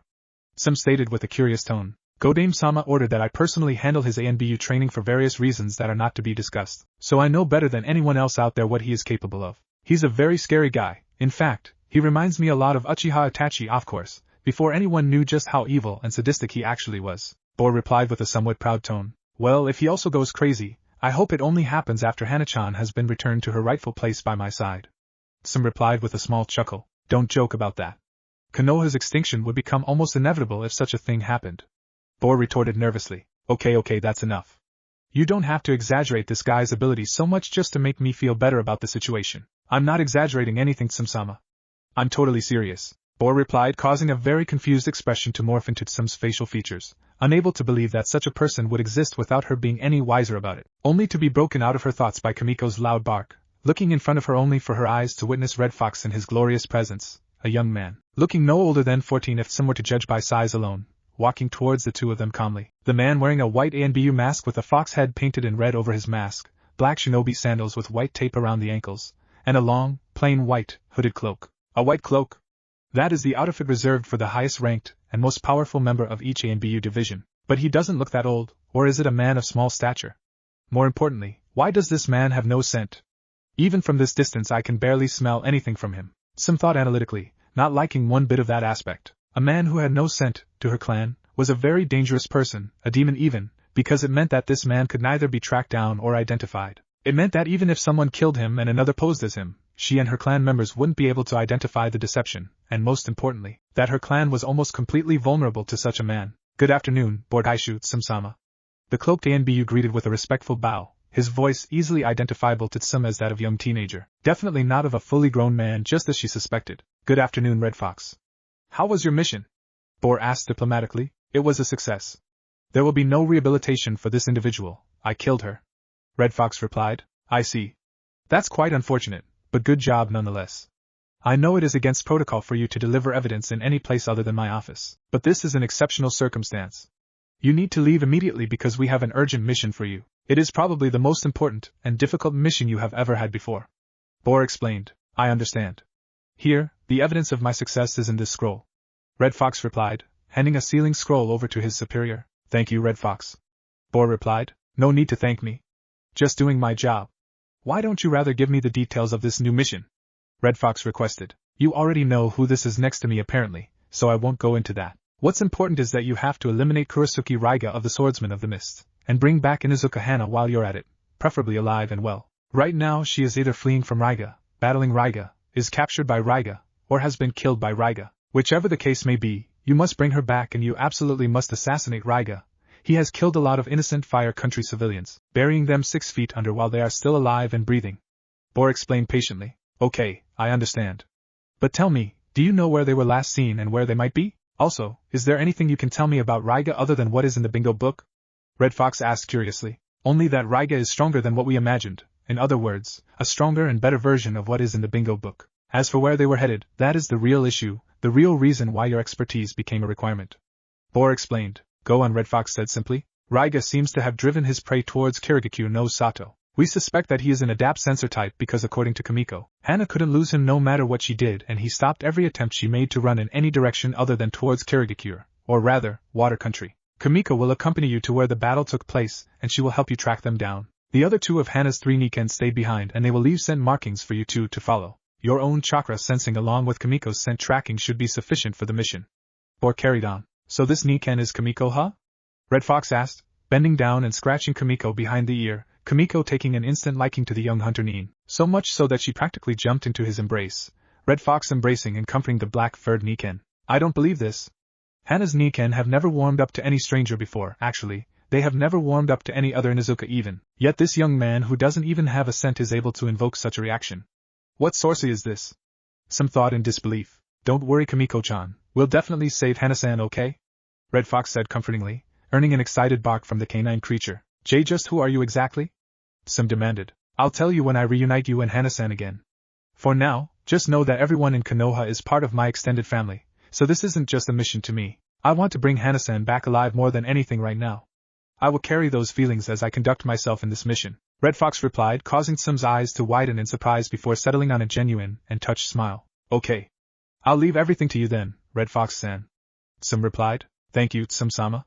Now please excuse us, I don't want to waste any more time. Is there anything else you want to tell me, Bor Taisha? Red Fox asked. Yes, there is actually. Failure might possibly lead to a full-blown war. I'm sure I don't need to tell you the reason for this though. So with that said, good luck, Bor said sternly. Thank you. Red Fox said with a respectful bow. Let's go, Kamiko-chan. Red Fox said, Kamiko barking in response as the two prepared to leave. Wait, Kamiko-chan. I have a message for my daughter when you see her again, Tsum said hastily, bending down to whisper something in Kamiko's ear before stepping back with an accomplished smirk plastered on her facial features, a mischievous look morphing into her eyes as she watched the two disappear into the forest. That is quite a mysterious young pup. Do you perhaps know why he doesn't have a scent? Tsum asked curiously. I was unaware that he didn't have a scent. Why didn't you ask him when he was here just now? Bor asked in surprise. I didn't want to waste any more time than we have already wasted. But maybe I'll ask him when he returns, Tsum said with a mysterious look in her eyes, Bor wondering what on earth was on this incredible but not so sane Kunoichi's mind. 3 days later, Water Country. This area is dangerously close to the Bloodline Rebellion Force's main base Naruto-kun. Keep that in mind as we proceed, Haku said with a warning tone. Roger that. Red Fox, or rather, Naruto replied professionally, his chakra senses having detected where their targets were, both of them, which was a good thing because it meant that Hana was still alive and well. After all, his chakra sensing abilities would have been useless if she wasn't alive. He'd never encountered Raiga before and therefore there was no way he could have identified his chakra signature, but he'd met Kamiko-chan and Tsum-sama. The two Niken with Hana were Kamiko-chan's twin siblings, together they were a litter of triplets, and Hana was Tsum's daughter. This meant that Naruto could identify their chakra signatures by virtue of familial relation, such was the level of his chakra sensing prowess. Follow me, Kamiko-chan, Naruto ordered as he shined towards where the final showdown between Hana and Raiga was about to take place, the blonde Uzumaki and his Niken companion arriving just in time to see both Hana and Raiga about to use their strongest techniques. Combination transformation, Cerberus! Hana exclaimed furiously, Naruto mesmerized and even aroused beyond comprehension by the beastly yet elegantly beautiful woman before his eyes, her elongated canine teeth, her dark and slitted eyes, her razor-sharp claws, and her incredible womanly curves, just everything about her captivating him to no end. Fortunately for him, he was able to break out of his arousal-induced trance thanks to her combination transformation technique. Gone was the woman of his dreams and gone were her Niken, replaced by a ferocious pitch-black and gigantic three-headed dog, something that also captivated and impressed Naruto, as it reminded him of his fox-like transformation when he uses his four-tailed mode. She seems like the perfect fit for you whichever way you look at it. Haku said aimlessly. Now is hardly the time for such thoughts, Haku. Naruto replied. You're right. I should be asking you why you're just standing there and not doing anything. Haku retorted. I don't think I should interfere. I believe she can win this fight, or at least get a stalemate. I'll only interfere if it seems like she is not going to make it. I don't want to undermine her courage and perseverance, and I don't want to take away this experience from her. It is as you once taught me, that these close run-ins between life and death are what develops a shinobi's spiritual energy, and therefore what makes you mentally, emotionally, and physically stronger as a shinobi. Let's believe in her, shall we? Naruto replied. My, you've grown up so much, Naruto-kun. I'd be so proud right now if I were your older brother. Haku said with a genuine smile. You are my brother, you dumbass. You're my mentor too, so there's no reason for you not to feel proud. Naruto replied, putting Haku into a stunned silence, though not having the time or the chance right now to inquire about that as things heated up on the battlefield. I'm not running away from you anymore, you slimy bastard. And I will never submit to you, the head in the middle exclaimed in a voice and language that was obviously Hana's, because the Nikin couldn't speak in human tongue and it made sense that she was the headquarters of the jutsu, no pun intended. You make my blood boil, you feisty woman. You're going to give me wonderful and strong babies. I'll make you mine forever and ever. Where the fuck has a woman like you been all my life? Raiga exclaimed with elation, a truly demented expression etched onto his facial features as he channeled almost all of his chakra into the lightning fangs. You sick, twisted bastard. Allow me to end your miserable existence. Rotating Fong, Hana exclaimed as she rolled in midair, creating a buzzsaw-like vacuum effect as all the air was sucked into her and served to sharpen her form to the maximum, flying at breakneck speeds towards the clinically insane swordsman. Lightning Dragon Technique. Raiga exclaimed with his swords facing towards the sky, a bolt of lightning falling from the sky and into his swords. Raiga then pointing his sword towards Hana and releasing a gigantic dragon made out of electricity, the two jutsu clashing together in a violent storm of destruction and carnage. Initially it seemed like no one would be able to get an advantage, but that was just a momentary setback for Hana, whose jutsu eventually pushed the lightning dragon backwards before shredding right through it. To say Raiga was surprised would be a massive understatement. However, thanks to his experience, Raiga was able to almost instantly recover the swordsman in record time, executing another one of his prized techniques, using the lighting armor to both protect himself and counter-attack against Hana. Raiga's version of a lightning armor was significantly different from the one the Reikage and his predecessors used. Raiga's version was composed of pure lightning drawn from the sky, and it required him to connect the kibas together to form one long and double-edged weapon and then spin around rapidly, creating a vortex of lightning around himself. In all honesty, Raiga's naming was a bit off, one had to say, as this was more like a lightning shield than a lightning armor. Nevertheless, Hana's jutsu and Raiga's lightning armor were evenly matched, but only because the power and speed of Hana's jutsu had been reduced and slowed down by Raiga's lightning dragon. The shield and the buzzsaw canceling each other out in such a way that it caused an implosion and explosion of energy at the same time. The result was a backlash that was so strong that Hana and her Niken were separate from each other, the beast transformation canceling out and sending them flying miles and miles away, their bodies crashing through one tree after another and killing all three of them in the process. At least that's what would have happened had Naruto and his shadow clones not used the Shunpa no Jutsu and caught them in his arms, effectively saving all three of them from a horrible fate. The Futon, Shunpa no Jutsu, otherwise known as the Wind Style, Flash Step Technique, was a jutsu on Naruto's own creation. The theory behind it was simple enough. All you were required to do was to enhance your Shunshin with your Wind Style manipulation. However, that was far easier said than done when it came to the actual mechanics behind the jutsu and application thereto. It required that you use your Wind Style to eliminate the air pressure and air resistance around your body while activating and utilizing the Shunshin technique, which once again, was far easier said than done. At the same time, it was necessary to enhance the explosive speed of your Shunshin with your Futon manipulation. The elimination of air pressure and air resistance was not only responsible for further increasing the speed of the jutsu, nor was it only for maximizing Naruto's reaction time and swiftness of movement. It was also the reason why the jutsu was so deathly silent, which is why it was such a useful jutsu for assassinating targets, something that was part and parcel of Naruto's occupation as a hunter nin. Raiga also would have been killed by the recoil effect from the explosion had Naruto's shadow clone not caught him. However, the intention was not to save his life but rather to save the life of the being inside the bag that he carried on his back, as Naruto wanted to thoroughly investigate and understand the situation before anything else. He might need to interrogate Raiga to get a clear picture of what was happening. What the hell is this? Who the fuck are you? And where did you come from? Raiga snapped, on his knees and gasping for air as a result of the energy he had used up, the injuries from the explosion, and the seal markings spreading rapidly all over his body. I am a Konoha hunter nin. I go by the alias Red Fox. Naruto replied as he carried the unconscious Hana bridal style until he was only 2 meters away from the demented swordsman, his 2 other clones standing close behind him with the unconscious twin bitches. Don't bother trying to move or channel chakra, that Fuin Jutsu won't allow you to do either. Naruto said, only to be cut off by a vicious bark from Kimiko-chan. Relax, Kimiko-chan, I just want to interrogate him, that's all. I'll eliminate him soon enough. Naruto explained, causing Kimiko to reluctantly back down. Who are you? Hana squeezed out tiredly, the kunoichi showing great resilience as Red Fox did not expect her to regain consciousness so soon. I'm Red Fox, the highest-ranked member and representative of Konoha's Hunter Nin division.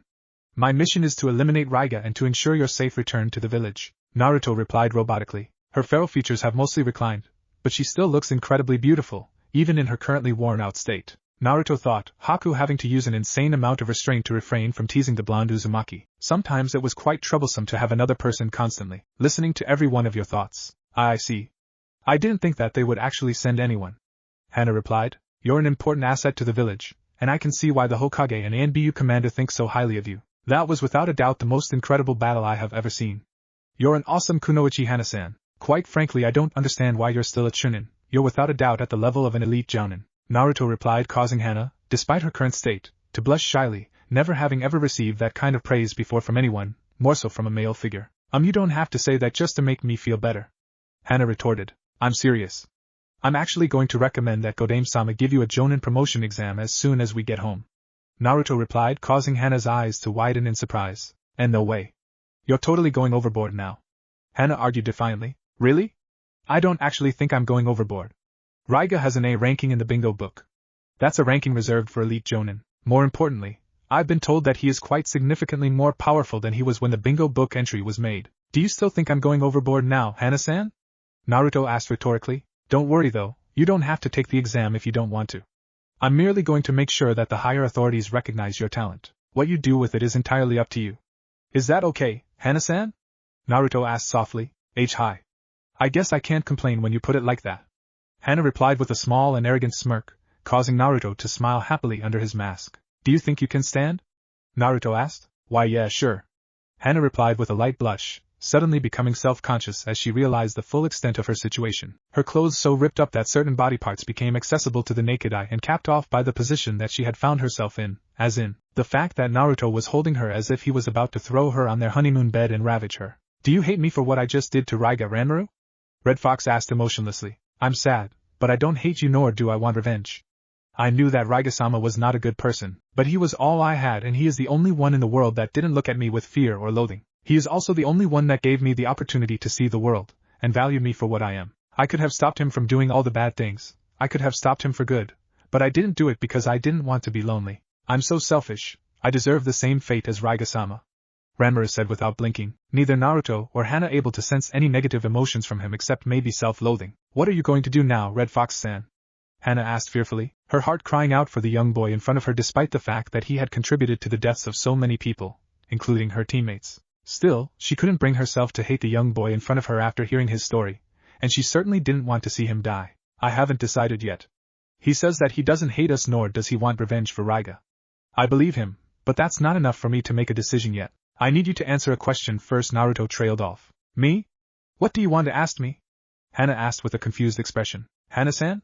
Do you hate Ranmaru? Do you want revenge against him? And do you want him to die? Naruto asked with a stern and no-nonsense voice. Oh, of course not. He's just as much a victim as I am.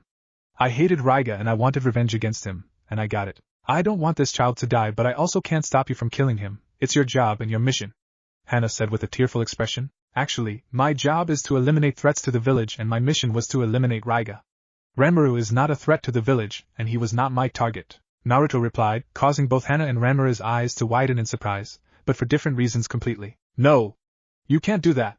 You have to kill me! Smack! Was the sound of Naruto smacking Ranmaru right across the face, both he and Hana once again shocked into silence by Naruto's behavior. I know why you want to die, but listen to my proposal first, and then make an informed decision. A proposal? What kind of proposal? Ranmaru muttered under his breath. I have the ability to heal any injuries and any disabilities, in other words I can give you your legs again. But I have a condition. Naruto trailed off, for the third time now shocking both Hana and Ranmaru to no end. What is your condition, Red Fox-san? Ranmaru asked, Naruto smirking inside his mask at the fact that Ranmaru was at least considering his offer. First let me tell you something about me. I too have faced scorn, fear, and hatred all of my life. Simply because I was and am different from other people. That's not true. Konoha don't have bloodline massacres and everybody loves bloodline clans in Konoha. Ranmaru argued vehemently. What you say is indeed true. However, the reason bloodline clans are hated in Kiri is because they are believed to be of demonic origin. Humans hate demons with a passion wherever you go, Ranmaru. In your case it was a case of mistaken identity or lack of understanding. In my case, I really am a demon. Naruto explained, much to his company's surprise and Kimiko-chan's protests. And no way. Ranmaru trailed off with a shocked expression. It's true, inside of me lives the nine-tailed demon fox that attacked Konoha 14 years ago. The Yondaime Hokage sealed it inside of baby in order to stop it, and create a military weapon for the village.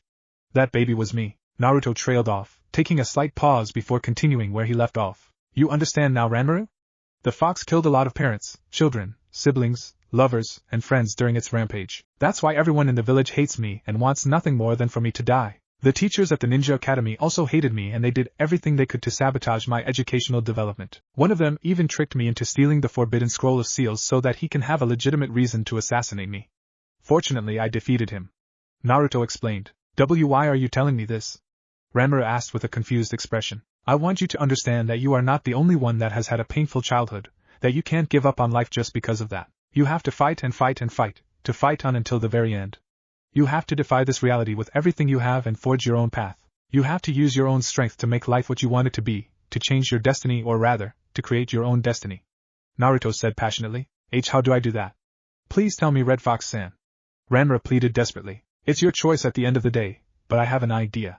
You see, there is too much pain and suffering in the world, too much hatred, too much fighting, and too much evil. I want to do something about that, to prevent future wars and to bring forth a long-lasting, hopefully everlasting peace to the world. Of course, I can't create a peaceful world if I can't even create a peaceful ninja village and country, and I can't do even that without attaining a position of power. You want to become the Hokage? Ranmaru exclaimed in surprise. You catch on fast, Ranmaru, but yes, I do want to become the Hokage. It is my lifelong dream. But before I do that, I have to completely tame and control the nine-tailed demon fox's power so that I can earn some form of trust from the shinobi, and I have to get that civilized population to acknowledge me and see that I am not a demon. That's going to be hard, but I will not give up until I achieve that goal, which brings us to you. Ranmaru and Naruto trailed off with a grave undertone. What about me? Ranmaru asked fearfully. You are blessed with amazing talent.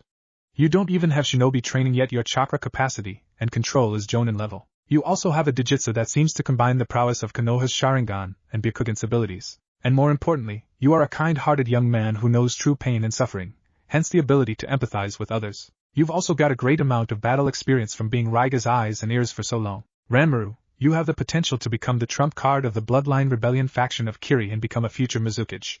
Naruto said convincingly. And no way, you can't be serious. Ranmaru argued. I'm dead serious, Ranmaru.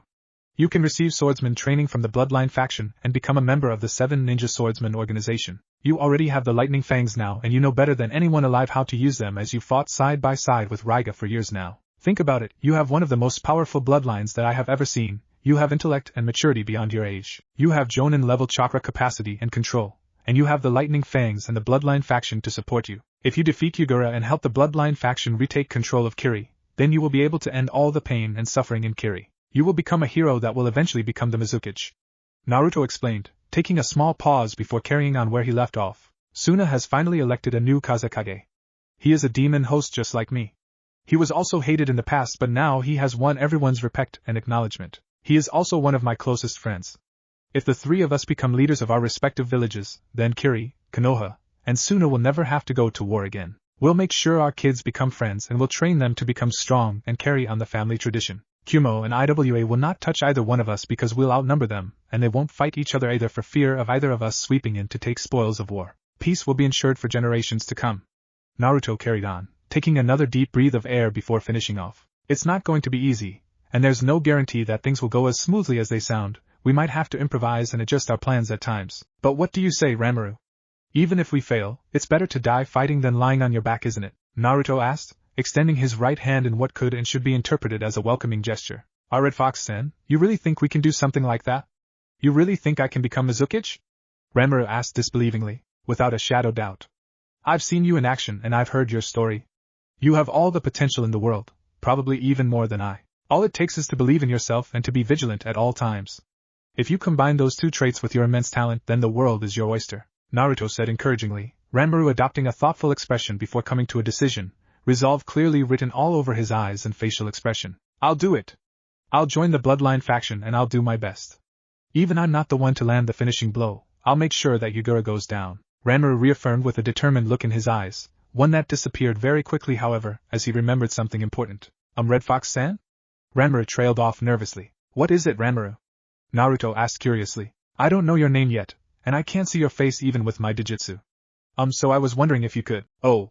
My apologies, Ranmaru, I forgot about that. You see, my friends don't know that I have joined the ANBU, they believe that I have gone on a long-term mission. 2 of those friends are from the Hyuga clan, and therefore, just like you, are blessed with telescopic and X-ray vision. As a result, I invented a new seal specifically to counter the effects of X-ray vision and placed it on the inside of my mask. That's why you can't see my face, Naruto explained. That's amazing, Red Fox-san, to think that someone could create something like that with ninjutsu. Ranmaru said with childlike exuberance. Hee hee. It's actually known as Fuinjutsu, but sometimes there's a very thin line between the two.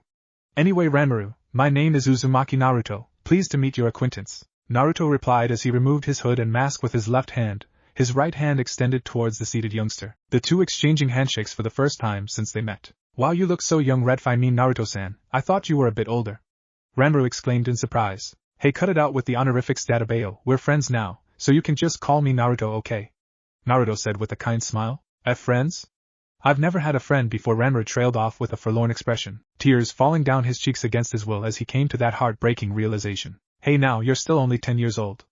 It's not too late to make friends, you know. I'm sure you'll make more friends in the Bloodline Rebellion forces and everyone will admire and respect you when you become the Mizuki. Naruto trailed off, his eyes widening slightly as he sensed 19 strong chakras more roughly 150 kilometers away. What's wrong, Naruto? Hana asked curiously, Naruto getting startled just a little, almost forgetting that Hana and her Nikan were even present, partly because he'd been so preoccupied with Ranmaru and also because they had been so silent the whole time. There are 19 people with strong chakra closing in on us at incredible speed. 3 of them are particularly strong. Naruto explained, much to the displeasure of the Inuzuka heiress. But I can't sense or see anything.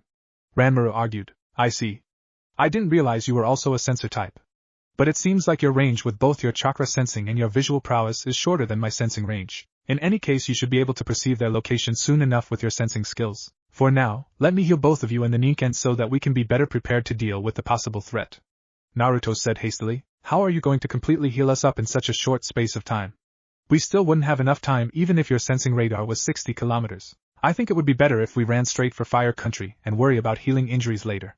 Hana argued logically. The people I sensed were 150 kilometers away when I detected them. My range is much longer when I put all of my focus on sensing, but 150 is my limit when I am not particularly focused on that. Naruto explained so that Hana may understand that they had more time than she thought, and also so that Ranmaru may understand why he couldn't see the potential enemy, as there was no way that his Dijitsu could see that far. I find it hard to believe that anyone could sense that far with 100% focus. Never mind passively as you suggest you did. But let's say you did, what difference does it make? There is still no way that even Godame-sama could fix this kid's problem in that short span of time. We're not even sure this kid's problem can be fixed. Hana persisted. My, you're such an intelligent and headstrong woman, Hana-san. However, just like everyone else I've met before, you're severely underestimating me. Naruto retorted with an expression that told Hana that he definitely knew something that she didn't. What do you mean? Hana asked with narrowed eyes, wondering at the back of her mind why she was wasting so much precious time arguing over this, whereas the obvious solution to their problem was the one she already suggested. First of all, how do you think these people located us from that far away? And how do you think I know that they are coming for us even from that distance? Naruto asked rhetorically, causing Hana's eyes to widen slightly in surprise, as that was something she had not really considered in her haste to get away. Perhaps it wasn't just her body alone that was worn out by her fight with Raiga after all. I get the feeling you're going to tell me anyway. Hana retorted cheekily. The reason I was sent after you is because I am the most knowledgeable and well-versed shinobi in Konoha when it comes to water country's geographical locations, climatology, ninjutsu, infrastructure, strategies and tactics, and general way of life. That's why I happen to know that we are in fact in the territory of the Bloodline faction, and also that the mist around this whole place is part of their secret barrier technique similar to the one we have surrounding Konoha. The faction's barrier squad detected our chakra as soon as we entered this mist, and they probably took their time organizing a particularly strong squad to deal with us because of the strength of our chakras. Naruto said, taking a short breath before elaborating on his explanation. Why aren't we running away? Well, there's a particularly strong chakra in this squad that leads me to believe that the leader of the Bloodline faction might be on his or her way here.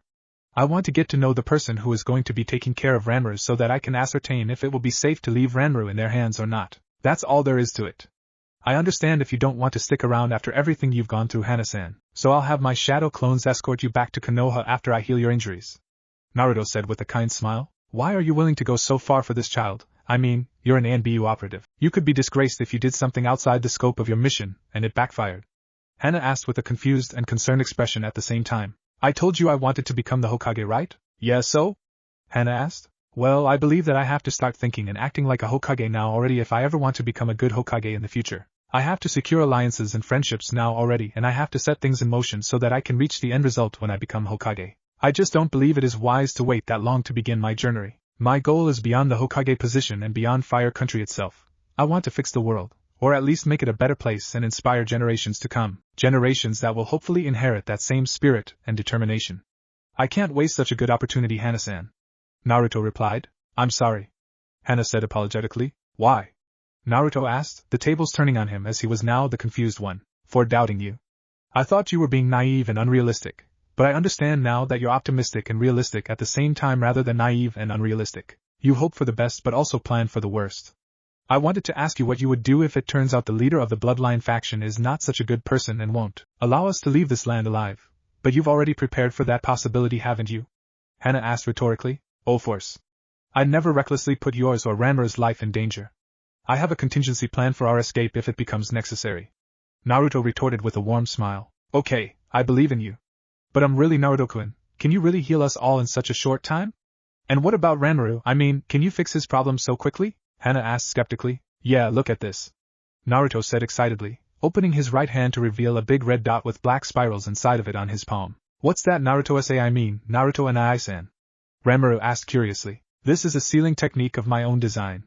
This seal continuously draws out my yang chakra and stores it. Yang chakra or yang release is associated with life force, healing, longevity, stamina, and physical strength. The Uzumaki clan is known for its yang release bloodline limit, and this seal makes it easier for me to control my bloodline limit for various purposes. With this seal and my bloodline limit, I have attained healing, restoration, and recreation abilities superior even to Tsunade of the Sannin.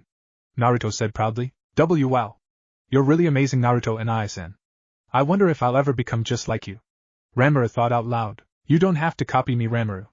You'll never reach your full potential if you just copy someone else. Create your own legacy, your own jutsus, and your style, one that suits you and one that is true to who you are, and then find something important that you want to fight for. Only then can you become truly strong. That's what I believe, at least. Naruto replied. I think you're right. Thanks a lot, Naruto and I promise not to forget your teachings, and I'll do my best always. Ranmaru declared passionately. He seemed so happy and carefree. When we first met he had the expression of a weary old man, a man who was ready to die. But now, all hope has been restored in his heart, and his eyes have regained their youthful fire. You really are amazing, Naruto-kun, to think that you could have such a profound impact on this boy in such a short span of time. Haku said happily. You did the same for me in that forest in Wave Country, remember? I guess this makes me a good apprentice, and you an even better mentor. Naruto retorted, the two best friends sharing a mental laugh together. Brief as it was as Naruto went straight back to business, not willing to waste any more time than he'd already wasted. Okay guys, I'm going to fix you all now and I'll fill you in on my plan. Chujiro of the 7 Ninja Swordsmen, Ao of the Undertaker unit, and Terumi Mei of the Boil and Lava Release. I've heard great things about you three, but I've never met any of you in person up until now. The honor is mine, Naruto said with a respectful bow of the head, totally confusing Ranmaru and even more so, Inuzuka Hana. To her, Naruto's current behavior was totally un-alpha-like. When he'd been sent to save her, when he'd managed to effortlessly get Kumiko-chan, Kazuko-chan, and Kimiko-chan to respect and even submit to him, when he'd almost effortlessly struck the fear of God into Raiga during the short but fruitful interrogation, when he confidently declared his intention to run the village as Hokage, and even his taking lead of the situation and his Kyuubi-related status. All of these traits had quickly endeared the blonde Uzumaki to the Inuzuka heiress. After all, what sane Inuzuka woman wouldn't be attracted to a goal-driven, strong, domineering and yet caring, loving, and understanding alpha? With all of these thoughts going through her mind, perhaps it wasn't much of a surprise that Hana was left speechless and confused by the uncharacteristic submissiveness on display, although it was entirely possible that her reading of the situation was a tad bit off. After all, submissiveness is more of a mental state, temporal or permanent. It isn't something that can be judged by actions alone because as far as Naruto was concerned, there was nothing submissive about his actions. He was merely giving credit and respect where it's due, and also setting the foundations for the possibly harsh negotiations that were without a doubt set to proceed shortly. And your Konoha's Red Fox, the mysterious ANBU and Hunter-nin operative who seems to have appeared out of nowhere and taken the shinobi world by storm. I never imagined that you were a Jinchuriki, though this does explain a lot of things about you, Ao said with a neutral tone and expression, giving nothing away about his emotional state right then there, which was a good thing Mei thought gratefully. She is an extremely sexy and beautiful woman with a powerful aura, spotting a provocative blue outfit and long red hair styled in a herringbone pattern with a top knot and green eyes with one bang covering her right eye. I hope there is a way for us to resolve this without the need for violence. Red Fox is said to be arguably the most powerful ANBU operative in Konoha according to our sources, but we never knew that he was a Jinchuriki. We'll lose a lot of men if he's even half as good at controlling his bijou as Yagura is, and these are all my strongest men and women too. May thought with trepidation, fully aware of the fact that the Bloodline faction would most likely have absolutely no chance of winning against Yagura without her, Chujiro, Ao, and the 16 strong comrades that she had brought with her. I made sure to eliminate or capture all of my targets, and I've gone to great lengths to keep a low profile. So forgive me for being surprised that you know about Mio-san, but I suppose I shouldn't underestimate the former leader of Kiri's Undertaker unit. Naruto retorted, slightly surprised by the fact that he apparently had a reputation to speak off outside Konoha's ANBU unit. Information and its accuracy is very important for us shinobi, especially when you're in our shoes. Mei replied with an angelic and yet powerful and authoritative voice, which made Naruto even more certain now that she indeed was the leader of the Bloodline rebellion forces. I suppose you're right. Tell you what, let's forget about that for now. You and I have some business to discuss, that is off course. If I'm correct in assuming that you are the leader of the Bloodline faction of Kiri's civil war? Naruto said with a questioning undertone. There's nothing to discuss. You're trespassing on our territory, and you will leave Water Country immediately if you know what's good for you. That's all there is to it, nothing more and nothing less. Mei ordered without even a blink of an eye, resolved to fight Red Fox and his entourage to the death if necessary. After all, she'd come here prepared to face a Jinchuriki when their barrier squad had detected the Konoha ANBU's chakra. Although this was a difficult Jinchuriki to the one that she'd come prepared to do battle against, the barrier squad seemingly confusing Naruto's chakra with Yagura's. Though in fairness they did warn her that there was some discrepancies regarding what their barrier was detecting. Let me first kindly but respectfully correct you, Terumi-san. This is not your territory, Naruto said matter-of-factly, much to everyone's confusion and anger too on the part of Terumi Mei. Excuse me? Mei inquired with a deadly tone. Water Country is the Water Daimyo and Mizuki's territory, and it belongs to their people.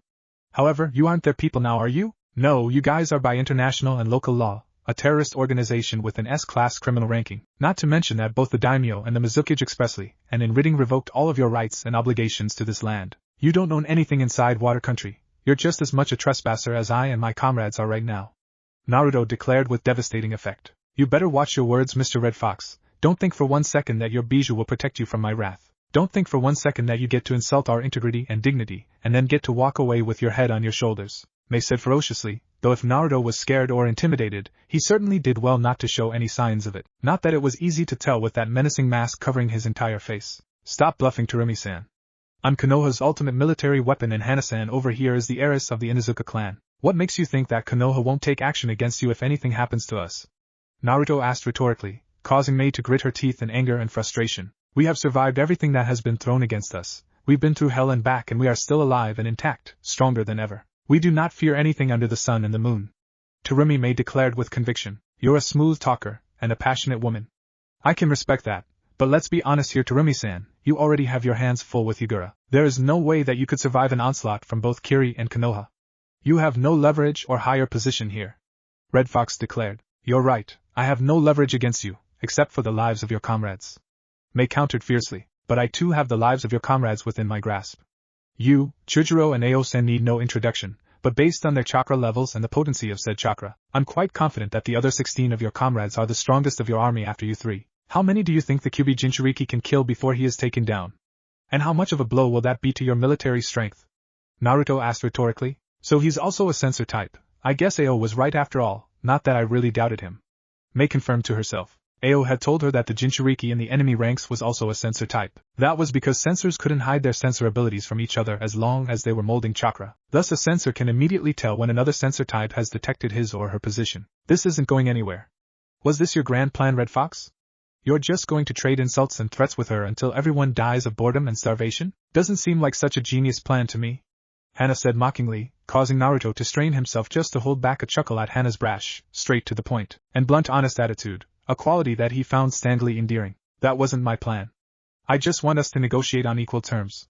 It will be easier for her to take advantage of my generosity if she stops trying to strange-hold me. Naruto replied for all to hear, including their potential enemy, 16 of which were still hiding behind the mist despite the fact that Naruto had already revealed his knowledge of their existence and whereabouts. Remember, Naruto-kun, a hidden mist user can sacrifice the chakra sensing function of the mist in exchange for a signature disruption function. You won't be able to determine their location by chakra alone anymore because they will almost certainly activate this aspect of the jutsu before they attack now that they know for sure that you're a censor.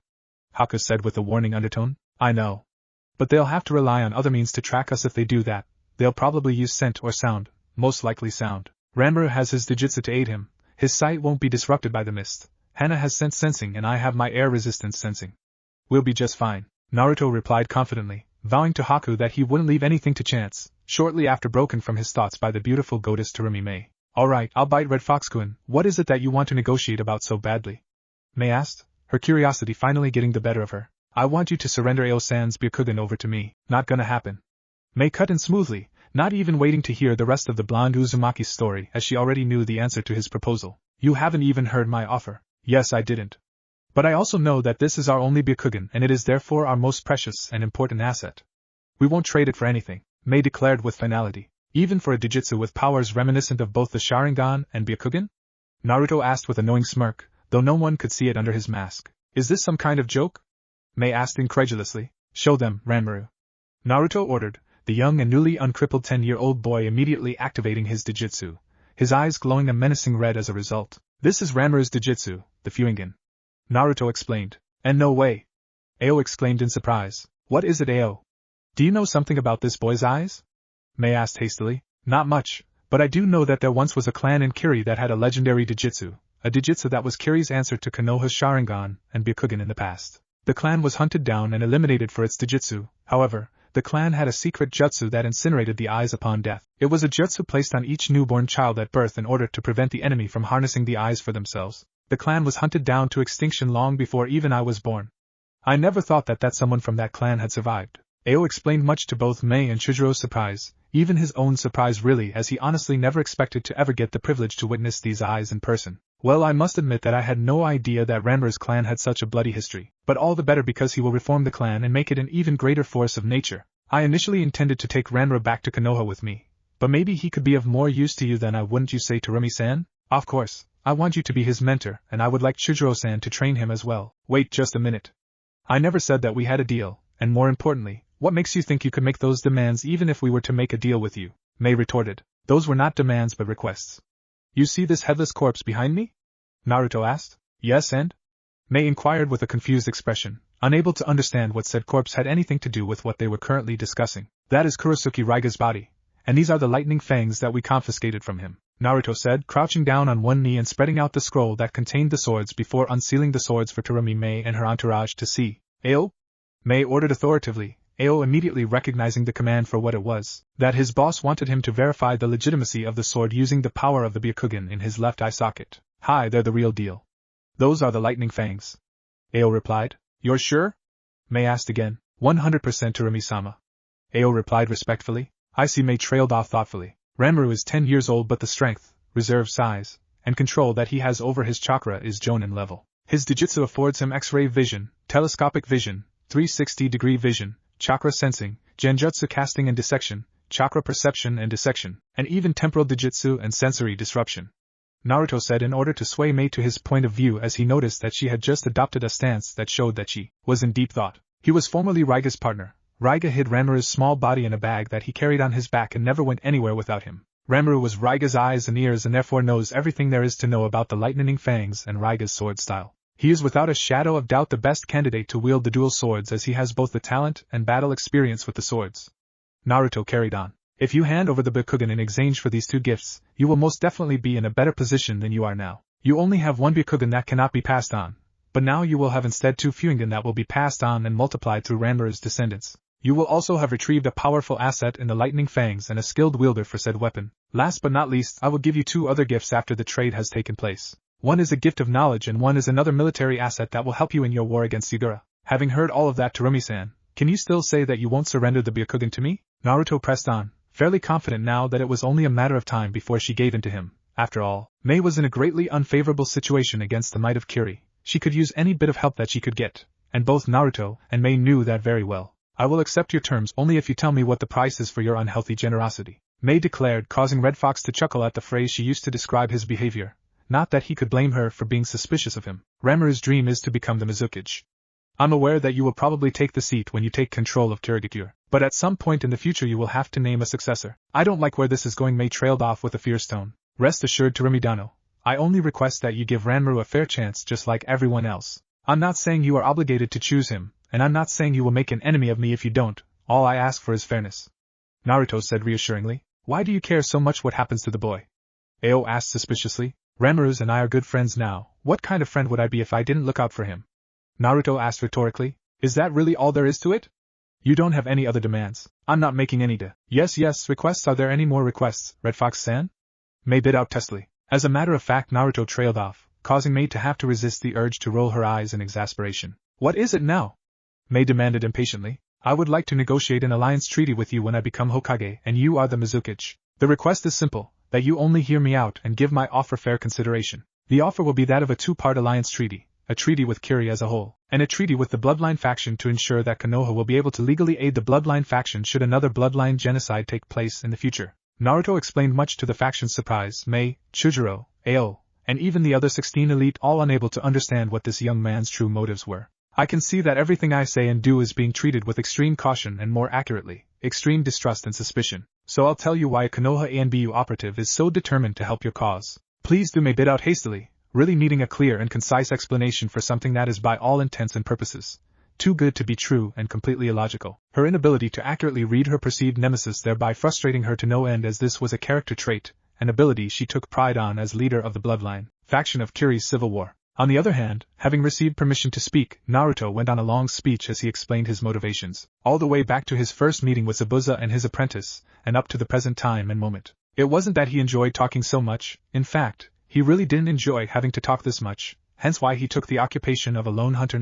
However, he did realize the importance of transparency in a situation like this. He would never earn Terumi May's full confidence, or even partial trust thereto, if he wasn't completely, or at least as honest as he could be. If she understood who he was, where he came from, and where he was going, if she understood that he was doing this partly to honor Zabuza and Haku's memory, understood what kind of impact they had on his life, why he could sympathize with the faction's plight because of his own history, and finally, why he and Ranmaru were able to become such close friends in such a short time, then it would be much easier for her to accept his generosity. I thought that Uchiha Sasuke was the one who defeated Zabuza-san. Chujiro stuttered, speaking for the first time since he arrived. Naruto realized. The blonde Uzumaki also surprised by the fact that not only did it seem like he was only interested in Zabuza out of everything that was said, but also because, or rather, especially because he thought Sasuke defeated Zabuza, something that Naruto found to be completely preposterous. I don't know where you got your information from, Chujiro-san, but Kakashi-sensei was the one who defeated Zabuza, and I was the one who defeated Haku, though I couldn't have done it without Sasuke's help. I have to admit that much at least. Naruto replied. I see. Thank you very much, Red Fox-san. Chujiro replied meekly, Naruto wondering how on earth such a timid guy could be a member of the 7 ninja swordsmen. But then again, as he recalled, Hinata was also someone with a similar personality, yet she had proven herself to be a brave and capable kunoichi when it really mattered. So maybe this guy wasn't so bad after all. No problem. Anyway, Terumi-san, I've told you everything. Now it's your turn. Have you come to a decision yet? Naruto asked hopefully. Yes, I have. I will accept your offer and the terms and conditions that come with it. But first you have to tell me something. Having been part of the team that defeated Zabuza, you should have a good idea of the whereabouts of the Kubikiboko. Am I wrong? May asked rhetorically. Indeed. Remember that I said I had 2 other gifts apart from Ranmaru and the Lightning Fangs. The Kubikiribocho is one of those gifts. Naruto explained. Okay, that settles it. We will now make the trade. I don't need to hear anymore. You understand, right, Ao? May said with a strange combination of sympathy, compassion, and authority, subtly ordering Ao to disable the barrier protecting his Byakugan so that she can literally rip it out of its socket with her bare hands, though she would try to be as gentle as she could be about it. Hi, Terumi-sama. Ao saluted respectfully. Do you have any objections regarding my decision? May asked, not that she was giving him a choice anyway. I have neither objections nor regrets. The benefits of this agreement by far outweigh the loss of my Byakugan. Ao replied. Very well, May replied as she prepared herself to strike as soon as Ao finished the hand seals that would deactivate the barrier. She didn't want him to know when she would strike, because if he did, there was a chance that he might flinch away and cause major damage to himself. She also didn't want to give him a chance to think about it too much, nor did she especially want to give herself a chance to think about it too much, in case either one of them changed their minds. It would be better to allow a medical expert to perform a proper operation, but that would take too long. Even if we didn't change our minds, there's a chance Red Fox could change his mind if he realizes just what a big loss he'd be making from this transaction. May reasoned, trying to justify her actions to herself and therefore soothe her own conscience about what she was about to do to her comrade. The trade has been made successfully. You have your Byakugan, and we have Ranrakuin and the Lightning Fangs. I trust that you will not go back on your word and attempt to get either one of them back, Red Fox-san. Ao said, now spotting heavy bandaging around his left eye. I will not go back on my word, but you two must not go back on yours. Ranmaru is to become Terumi Dano and Chujiro-san's apprentice, and he is to become the wielder of the— Yes, we get it, Red Fox-san. You do not need to keep repeating yourself. We will hold our end of the bargain, and I will await the day that you reveal your face to me. May cut in smoothly. The day I reveal my face to you? Naruto asked with a confused frown, though once again it has to be said that no one could see it behind his mask. Surely you don't intend to wear that mask even when you become Hokage, do you? That is, if you actually can become the Hokage. May replied tauntingly. No, I will remove the mask, of course. Becoming Hokage is my calling. Rest assured that I will become the Hokage, just as I am confident that you will become the Mizukage, and so will Ranmaru after you. Naruto retorted in turn. You have a lot of faith in us, don't you? May said with a small smile, a smile that Naruto was seeing for the first time on her beautiful face since she arrived. The blonde Uzumaki asking himself why a person with such a beautiful smile didn't smile more often. You should smile more often, Terumi Dano. It makes you look even more beautiful than you already are. Red Fox replied. Thanks for the compliment, but I'm afraid I don't have a fetish for masked men. Come back when you're just a little older, and you no longer feel insecure about your appearance. May replied, causing Naruto to sweat drop inside his mask, mainly because he had no idea whether she was joking or not, because she kind of seemed serious judging by her tone of voice and facial expression. Yeah, I'll think about it.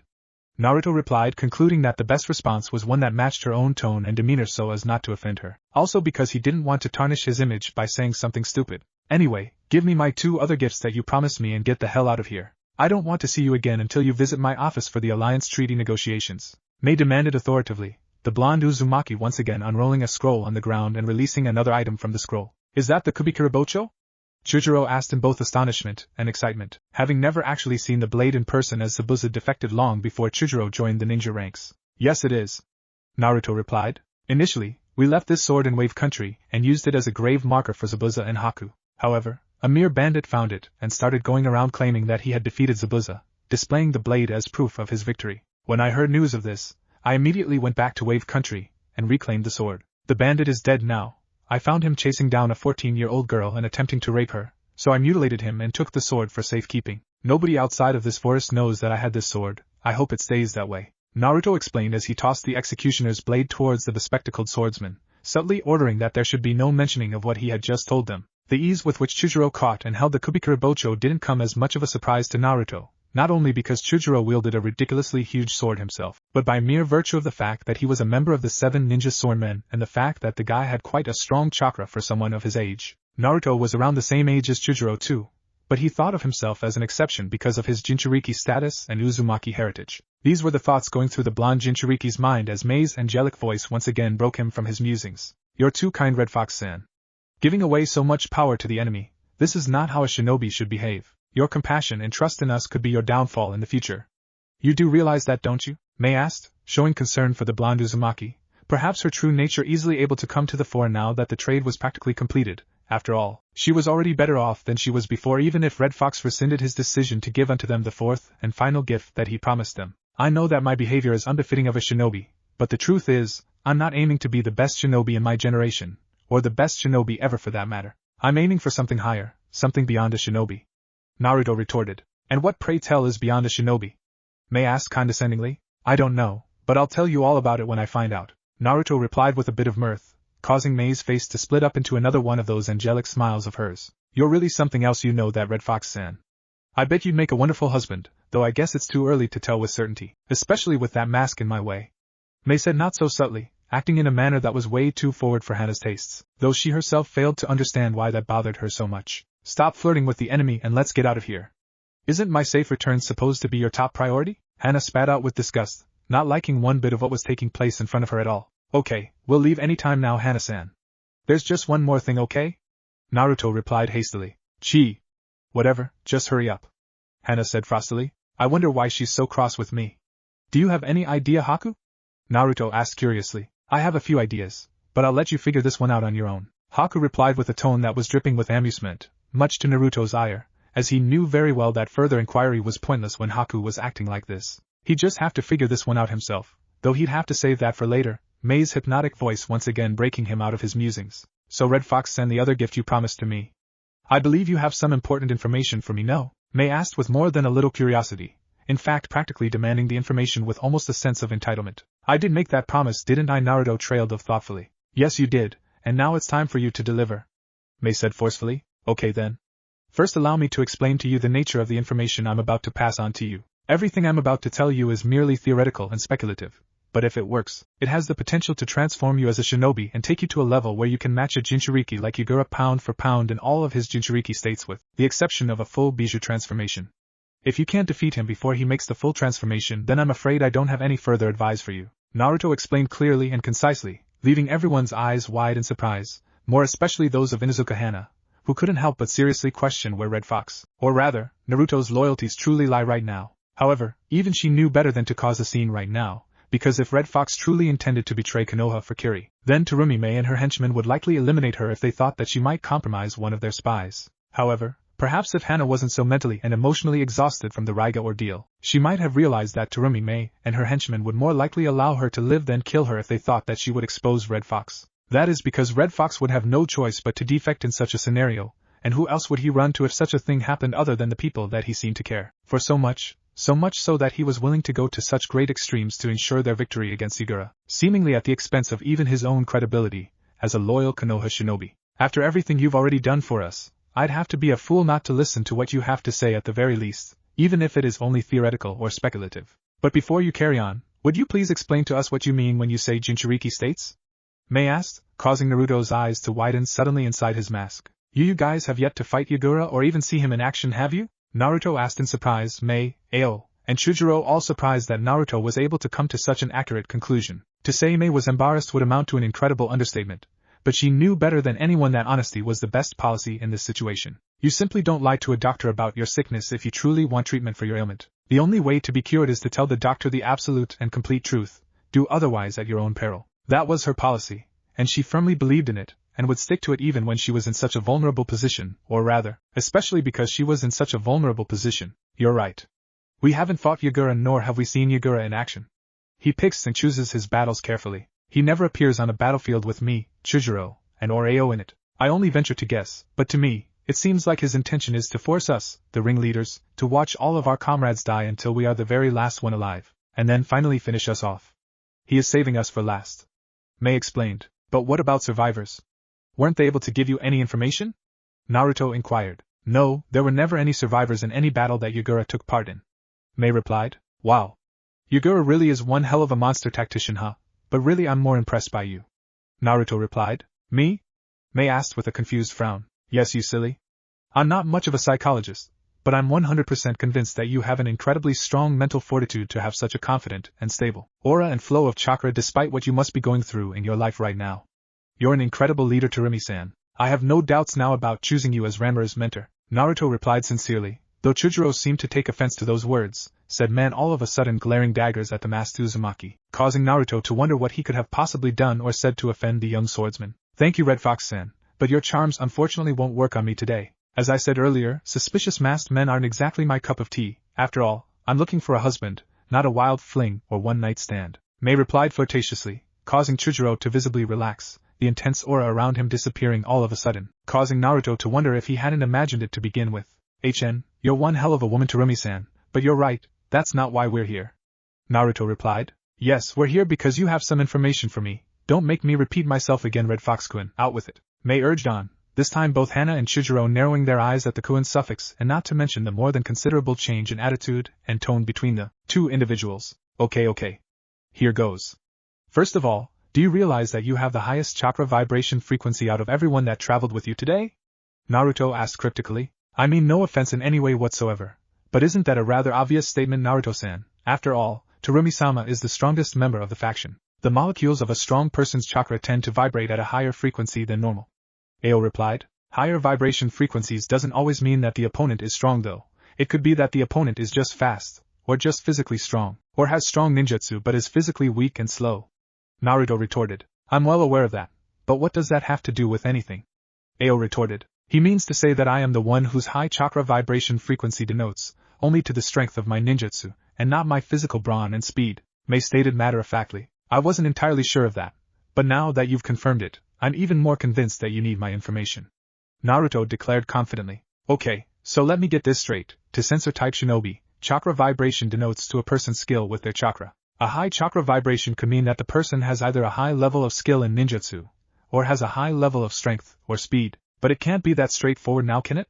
What if a person has two of these? Better yet, what if a person has all three in equal abundance? Tsurumi May asked curiously. That requires an insane amount of chakra. Chakra vibration is only a yardstick to measure a person's skill with chakra, in other words, the speed with which the person's chakra flows. To simplify it further, you could say that chakra vibration is simply a measure of person's chakra control. Now one can use chakra control to augment his body so as to improve his speed, explosive strength, or ninjutsu, but very few are equally good in all three. Some prefer taijutsu and therefore focus on augmenting their speed and strength, and some like ninjutsu and hence focus on that. Natural talent also plays a part. If you have a natural talent for taijutsu, you'll most likely find it a lot easier to enhance either your speed, strength, or on rare occasions, both with your chakra control. Naruto explained patiently. But this is something we already know, isn't it? You may have used big words and made it sound more complicated than it is, but everyone knows what you just told us. How does this help me? May asked irritably. You use your high chakra reserves and control to augment your ninjutsu, right? Yes, and?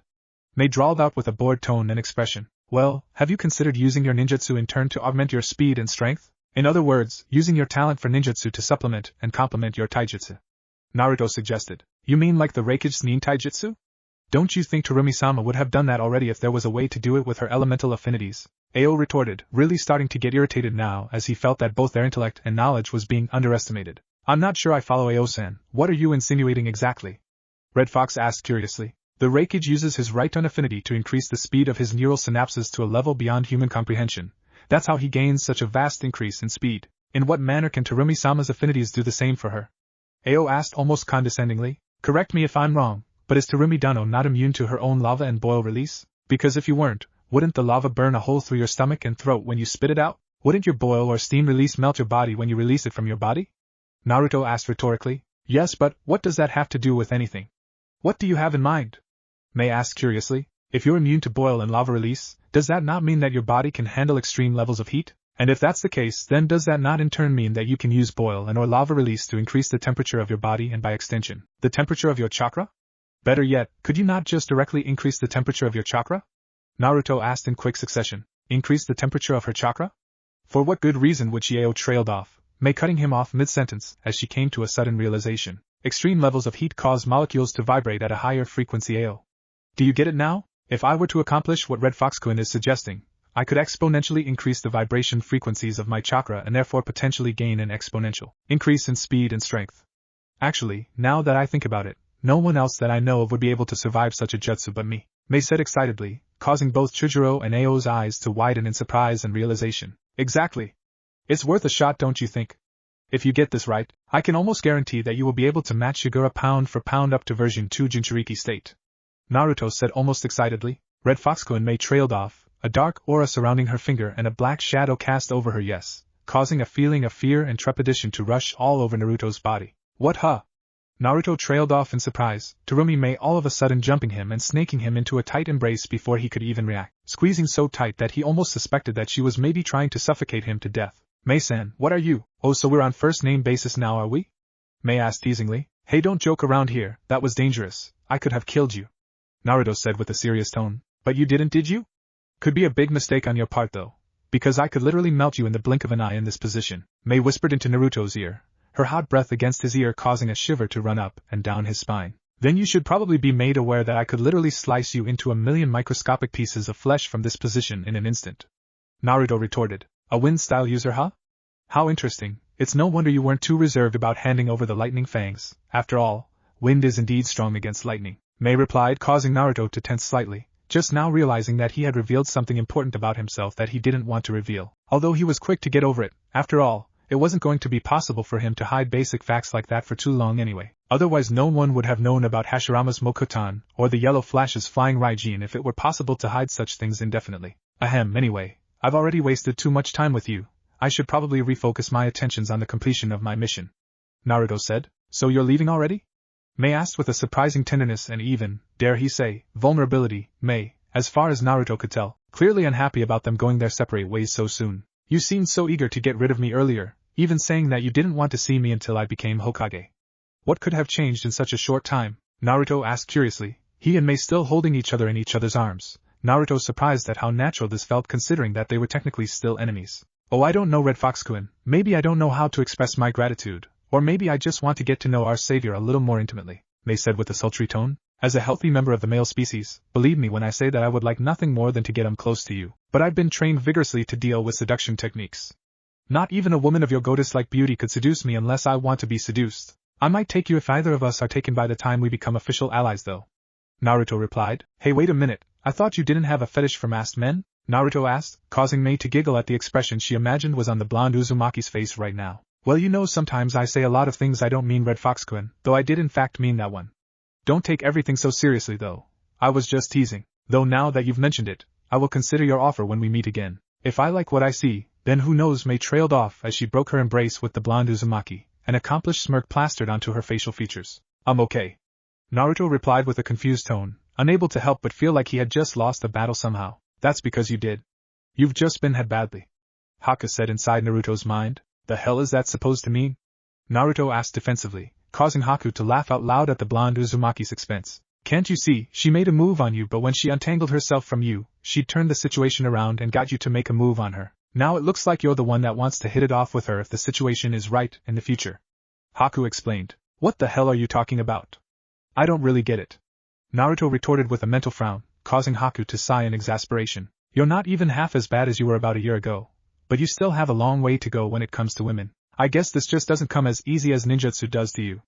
Anyway, it doesn't matter. I'll explain everything properly when we get home. Right now you should probably focus on your mission. We're done here, and Naruto. Haku trailed off with a nostalgic expression. What is it, bro? Naruto asked curiously. Thank you? For what?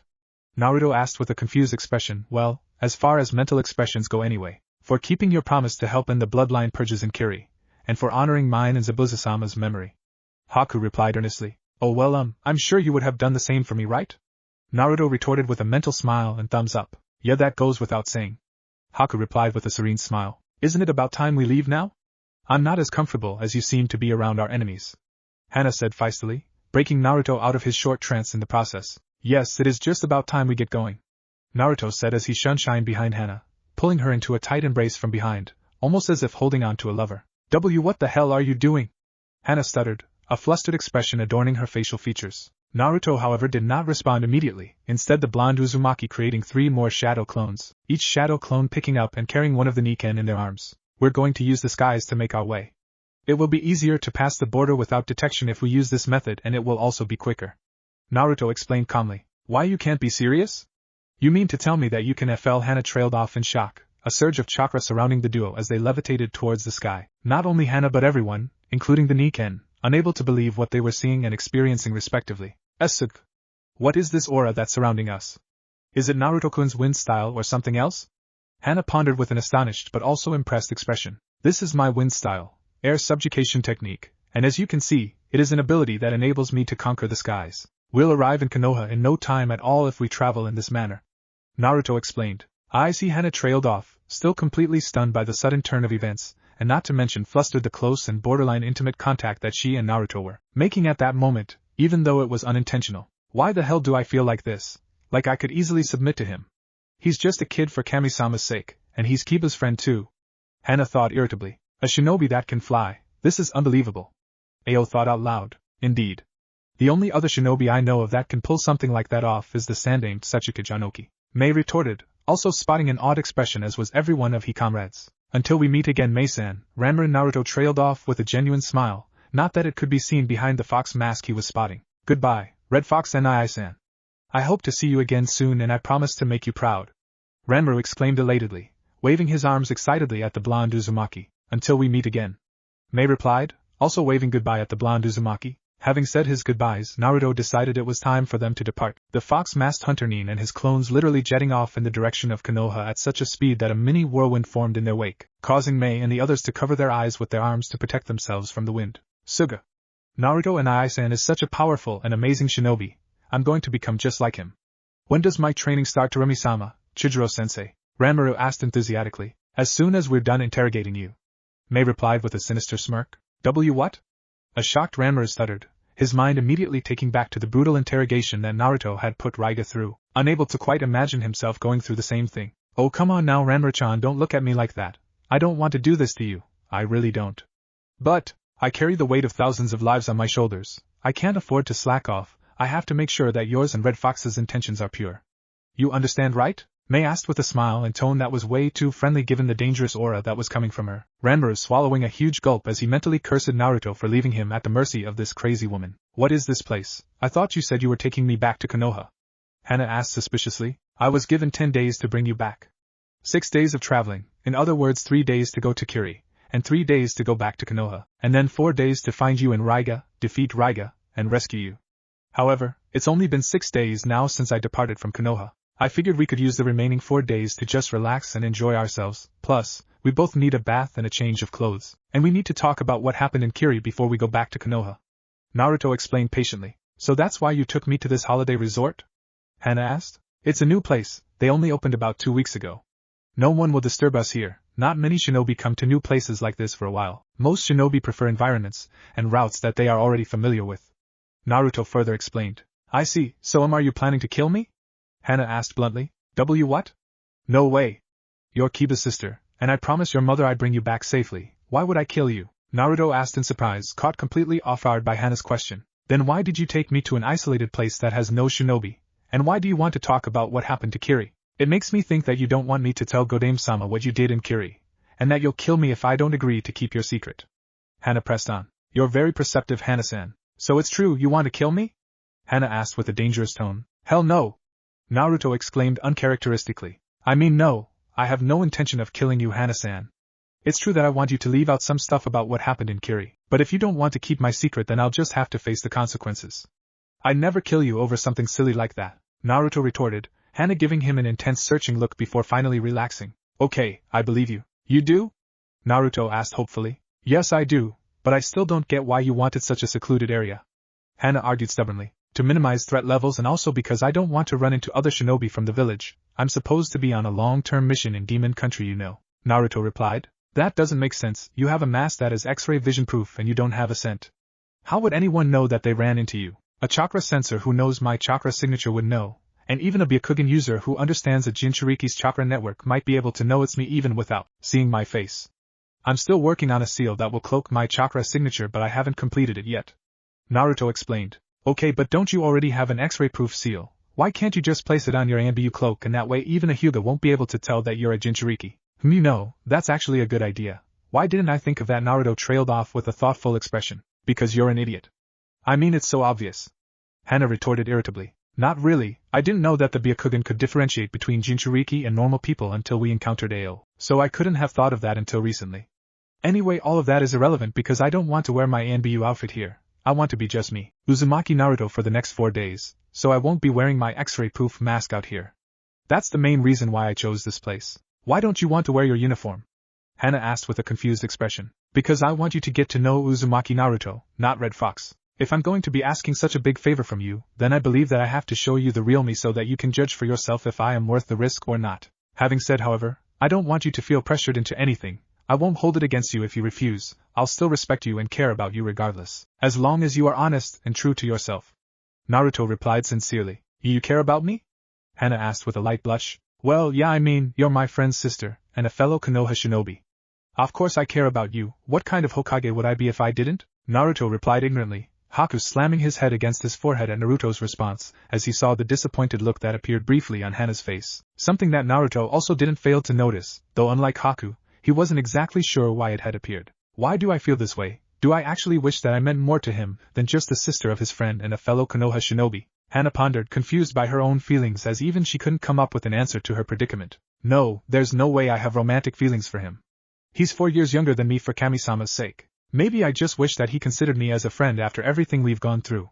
Or maybe I'm just feeling vulnerable because of what that bastard Raiga put me through. I'm sure I'll get over it in no time at all. Hana thought, trying to master some conviction though not really able to fully convince herself. Ahem, anyway, maybe we should check in. Naruto suggested, breaking Hana out of her trance-like state in the process. Yeah, maybe we what the... Hana trailed off in surprise, her eyes catching something completely different from what she had become accustomed to recently. No longer was Naruto wearing a long white cloak and no longer was he wearing a fox mask or Anbu armor. He was now wearing the standard Konoha Jonin outfit complete with a green flak jacket, black metal-plated gloves and a gigantic sword on his back wrapped with a large white bandage, a large black seal visible on the black bandages too. When did you change into that, and where did the sword come from? Hana stuttered, still completely shocked by the fact that Naruto had managed to change his outfit without her noticing even though he was standing right in front of her. You kinda zoned out for a while there, so I figured you must have been thinking deeply about something important. I decided not to disturb you and use the time to change into something more comfortable. It happened in an instant. All I did was unsummon the clothing I was wearing and then I summoned this new set of gear. It's a very useful fuinjutsu. I could teach it to you if you'd like. Naruto replied with a kind-hearted smile. Thanks Naruto-kun, but I'm tired right now, I just need some rest. Maybe later, tomorrow perhaps? Hana replied, unable to take her eyes off of the blonde Uzumaki's handsome features. Sure, no problem, let's check in, get a bath, and then call it day.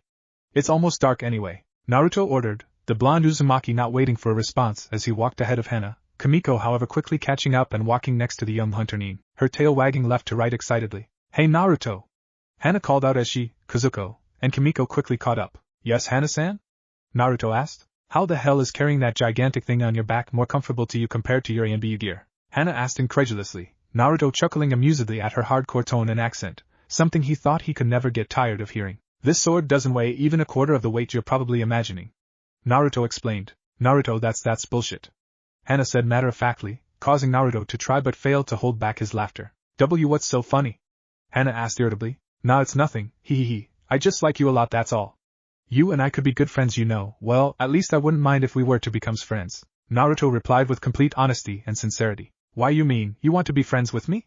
Hey, wait a minute, you're not just saying that because you want me to keep some secrets for you about what happened in Kiri, are you? Hana asked with a suspicious glare. I understand your concerns, but as I said before, your decision will not change how I feel about you. I won't hold anything against someone who stands by their convictions and is true to themselves. The only people I dislike are those who lie to themselves. Naruto replied with a serious expression, Hana realizing in that moment there were no lies or deception coming from the blonde Uzumaki, that he truly meant and believed in what he was saying. I bet Kiba will be pissed off at me for stealing his friend from him. I can't wait to see the expression on his face when he finds out. Hana laughed mischievously, showing a side that Naruto had yet to see from her, but one that he absolutely adored as a former trickster and prank star himself. So does that mean that you and I are friends now? Naruto asked nervously, wondering in his mind just what the hell he was nervous about to begin with. It wasn't like he was asking her out or anything like that. Yes, I accept you as my friend Naruto-kun, but only after you tell me more about that mysterious sword on your back. Hana retorted with a playful smirk. I guess I have no choice then. There's not much to tell though, this is basically the Raijin no Ken that used to belong to the Nidaime Hokage. Naruto explained, causing Hana's eyes to widen in surprise. And no way. There's no doubt that the hilt looks exactly the same, but as far as I'm aware, that sword has no blade, it is just that, a hilt. A blade made of pure lightning appears only when you channel chakra into the hilt, and it requires a lot of chakra to manifest a Kitana-sized blade, much less gigantic cleaver like yours seems to have. Hana argued vehemently. You're well-informed, Hana-san. Just Hana or Hana-chan, thank you. We're friends now, aren't we? Hana asked rhetorically, causing a small smile to appear on Naruto's facial features. Of course, Hana-chan it is then, Naruto replied, causing Hana to smile back at him, a smile that had Naruto literally weak in the knees, barely able to catch himself before he could hit the dirt and embarrass himself. Ahem. To answer your question, nothing that you said was incorrect. However, you have to understand that a weapon is only as strong as its wielder. This sword was damaged beyond repair almost 2 years ago by Sasuke's Chidori and my Rasengan. A name-missing nin known as Aoi had somehow gotten his hands on the sword and was our enemy during one of our missions. He thought that simply owning the sword made him invincible, and that was his mistake, a mistake that led to his defeat. Naruto explained, taking a short pause to allow the info to sink in before carrying on from where he left off. When we returned from the mission, Godame-sama tried to get the sword fixed, but no one could pull it off, including Jiraiya-sensei and Godame-sama herself. So she gave it to me as a trophy or keepsake for defeating a user of the sword. She said I had earned it. I vowed to myself from that moment on that I would one day fix the sword and rule the world with it. I remember how foolish she thought I was and how much both she and sensei laughed at me. In the end, I wasn't only able to fix it, I was also able to modify it and make it an exponentially more powerful weapon. That's why it looks different from what you remember, Naruto explained. Wow, you're so different from what I remember of you. I mean, you're still Naruto, I guess, but so much more. I know we've never been close before, but I'd like to think I knew you better than most shinobi in the village. You were my brother's friend after all. And there's that time we visited you in the hospital and I sewed your pants. Hana said with a nostalgic expression. Do you prefer the old Naruto or this one? Naruto asked curiously. No offense to the old Naruto, but this Naruto is mature, handsome, and reliable, not to mention that he totally saved my life. Yeah, I definitely prefer this Naruto, Hana retorted with a lovely smile, Naruto's heart slowly but surely melting the more time he spent with her, and he didn't like that all, despite how good it felt. Well, I also prefer the current Naruto, just so you know, Naruto retorted, the two laughing together as they finally reached the large gates of the resort, a strong camaraderie and sense of trust developing between the two young ninjas. 4 days later, ANBU headquarters. So let me get this straight, you had in your possession a healthy young boy with a bloodline limit that emulates both the Hyuga and Uchiha's visual prowess, and you thought it was okay to just hand him over to a potential enemy? Bor asked incredulously, unable to believe what he had just heard from the person he thought of as his most skilled and professional subordinate. He would definitely have to reevaluate his opinion after what he just heard though. He was seated on his office desk with his hands locked together in front of him, the Godame Hokage, Senju Tsunade standing beside him on his left-hand side along with Shizen, who was carrying Taunton in her arms as usual. On his right-hand side stood Inuzuka-tsum, who didn't seem to give a damn about anything else besides the fact that her daughter had been safely returned to her, the result being a weak attempt at looking displeased at the two pups standing in front of them side by side across the desk, Hana's Nika and almost acting as bodyguards the way that they stood around the duo. I mean no disrespect Bortaishu, but need I remind you of our shinobi code? The mission takes priority over anything and everything else, and my mission was ensuring Inuzuka Hana's safe return to the village. I couldn't afford to do anything that would jeopardize that. Red Fox replied robotically. It's good to know that you have memorized your shinobi code, Red Fox. But simply memorizing the code and applying it are two different things. Yes, it's true that the mission takes priority. But is it also not true to our code that the life of one comrade is not worth the lives of many? What if this boy becomes a threat to us in the future? What if he kills many of our comrades? Can you guarantee that he won't do that given the fact that you killed his only precious person?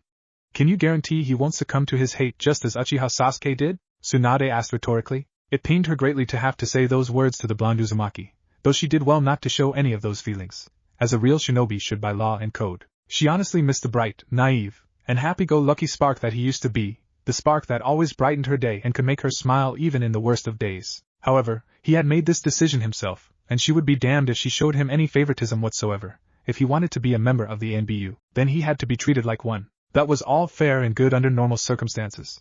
And perhaps it would teach him that every decision a person makes has consequences and that one has to take responsibility for those decisions.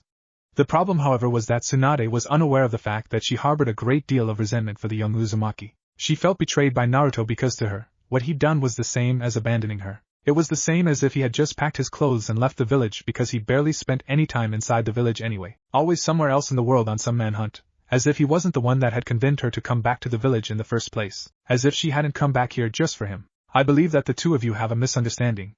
Wouldn't it be more dangerous to bring him back to Konoha if he really harbored feelings of hate and retribution? Even if you disagree on that part, have you considered the impact such a bloodline limit would have on the Uchiha and the Hyuga clans respectively? Would those clans feel as important, needed, and respected as they are now if we were to welcome such a clan in Konoha? Naruto argued. Do remember that we were surrounded by 19 of the bloodline factions strongest in their own territory. I'd say we negotiated well to be able to come out of that not only with our lives and our health intact, but also with the stolen Byakugan that we retrieved. I'm sure the Hyuga clan will be pleased.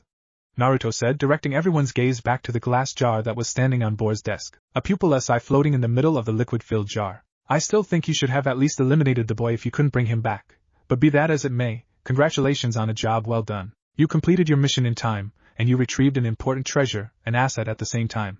You did well, Red Fox. I'll deposit your reward into your account as soon as possible. Bor replied, still holding a few reservations about Red Fox's conduct but reluctantly deciding to let it slide anyway. Red Fox had accomplished a lot for the NBU in the short time that he joined, and despite everything, Bor could honestly say he himself wasn't entirely convinced that he could have done better if he had been the one in Red Fox's shoes. Thank you, Bortaishu, Godame-sama.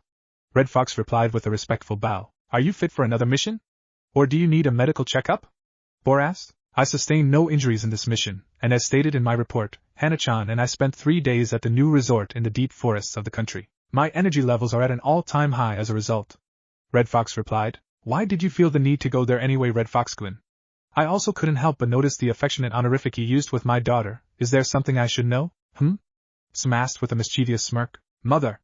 Hana exclaimed in surprise, a full-blown blush adorning her facial features, her mind going back to the conversation that she'd had with Kamiko-chan. Kamiko-chan passing on the message that had actually come directly from her mother. It was quite a vague message in general, but to Hana, just as Tsum had expected, it had been anything but vague. Tsum had ordered Kamiko to remind Hana of the conversation that they had when she turned 16, a conversation about how to choose the best mate possible. One of the most important factors an Inuzuka woman had to take into account was the reaction of her Niken to the potential suitor. If your Nikin didn't get along or didn't like the potential suitor, it was most likely that you and said suitor were not compatible. And if they got along very well, chances were that the two of you were perfect for each other, as was the case with Naruto and Hana's Nikin, to the point that a stranger looking in could have easily mistaken Naruto to be the master and partner of the triplets rather than Hana. That's how much they liked him. In all honesty, Hana herself couldn't help but to develop a crush on the blonde Uzumaki, especially after the last 3 days that they spent at the Burning Forest Resort. She had no idea that the new Naruto still had such a fun and exciting side to him, and it also helped that he was part fox too, because he didn't find any of her typical Inuzuka behavior weird at all and actually liked those things about her. At least that's how it seemed to her. What probably made their bond so much stronger than it would have been in such a short time was the fact that she was keeping such a big secret for him. Now that I think about it, how much trouble would Naruto-kun have gotten into had I decided not to keep his secret? They were so mad about him handing Ranmaru and the Lightning Fangs over. I can't even imagine how they would have reacted if they knew about the Kubikura Bocho and Naruto helping their leader get stronger, or the promise of an alliance treaty for that matter. Hana thought wearily, I must never allow any of this to leave my lips. I promise Naruto-kun, and I don't want anything bad to happen to him.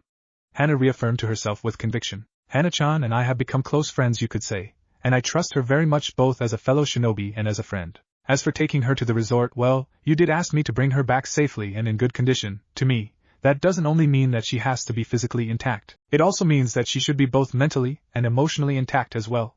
That's why I felt it was a good idea for us to go to the Burning Forest Resort. Naruto replied with the typical A&B robotic and emotionless tone, some smirking unashamedly at the blonde Uzumaki. So Red Fox-kun, did my Hana-chan get to see what you're hiding behind your cover? Some asked lecherously. And mother? Hana exclaimed once again with embarrassment, her extreme reaction totally confusing Naruto as he thought that that was a simple and straightforward question. Of course it wasn't in fact a simple and straightforward question, as what Sum was actually asking was if there had been any intimacy between the two during their stay at the resort, to be more blunt, whether they had sex or not. Yes ma'am, I was able to show her what is under my mask. I'm sure she'll tell you all about it when the two of you get home. Naruto replied, leaving everyone's jaw on the ground in shock, embarrassment, and even disbelief, Sum and Hana included. Hana unable to believe that Naruto wasn't able to read between the lines of what her mother was actually asking. Though to be fair, Naruto never would have expected someone's mother to be so blunt about something like that, especially when you consider that he didn't have a mother of his own to compare with. Did I say something wrong? Naruto asked curiously. No, it's just that do you love my mother? Now is hardly the time and place for such a conversation.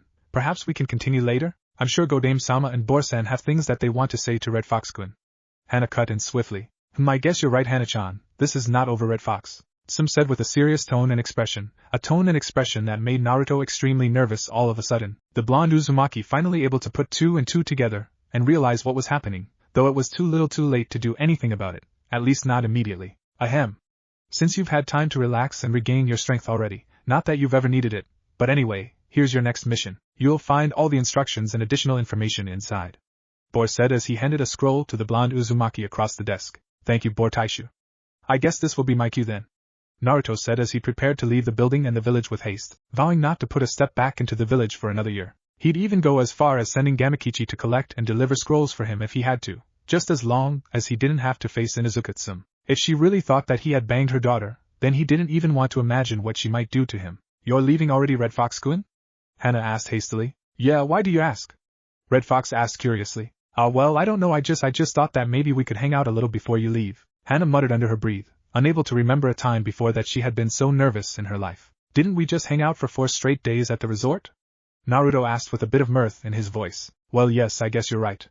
Just forget about it then, I'll see you when I see you.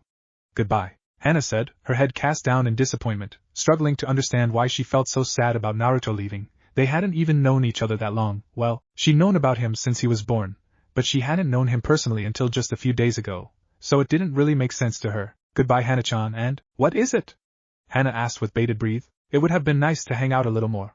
I really enjoyed your comp, and Naruto trailed with a startle, broken from his words by a loud squeal coming from Taunton. Is everything okay, Shizune-chan?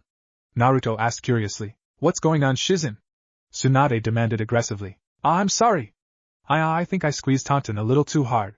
Please forgive me, Taunton, Shizune exclaimed, a look of pain and distraught written all over her facial expression, almost as if Taunton was the one that had hurt her instead. Ne-chan, are you sure you're okay?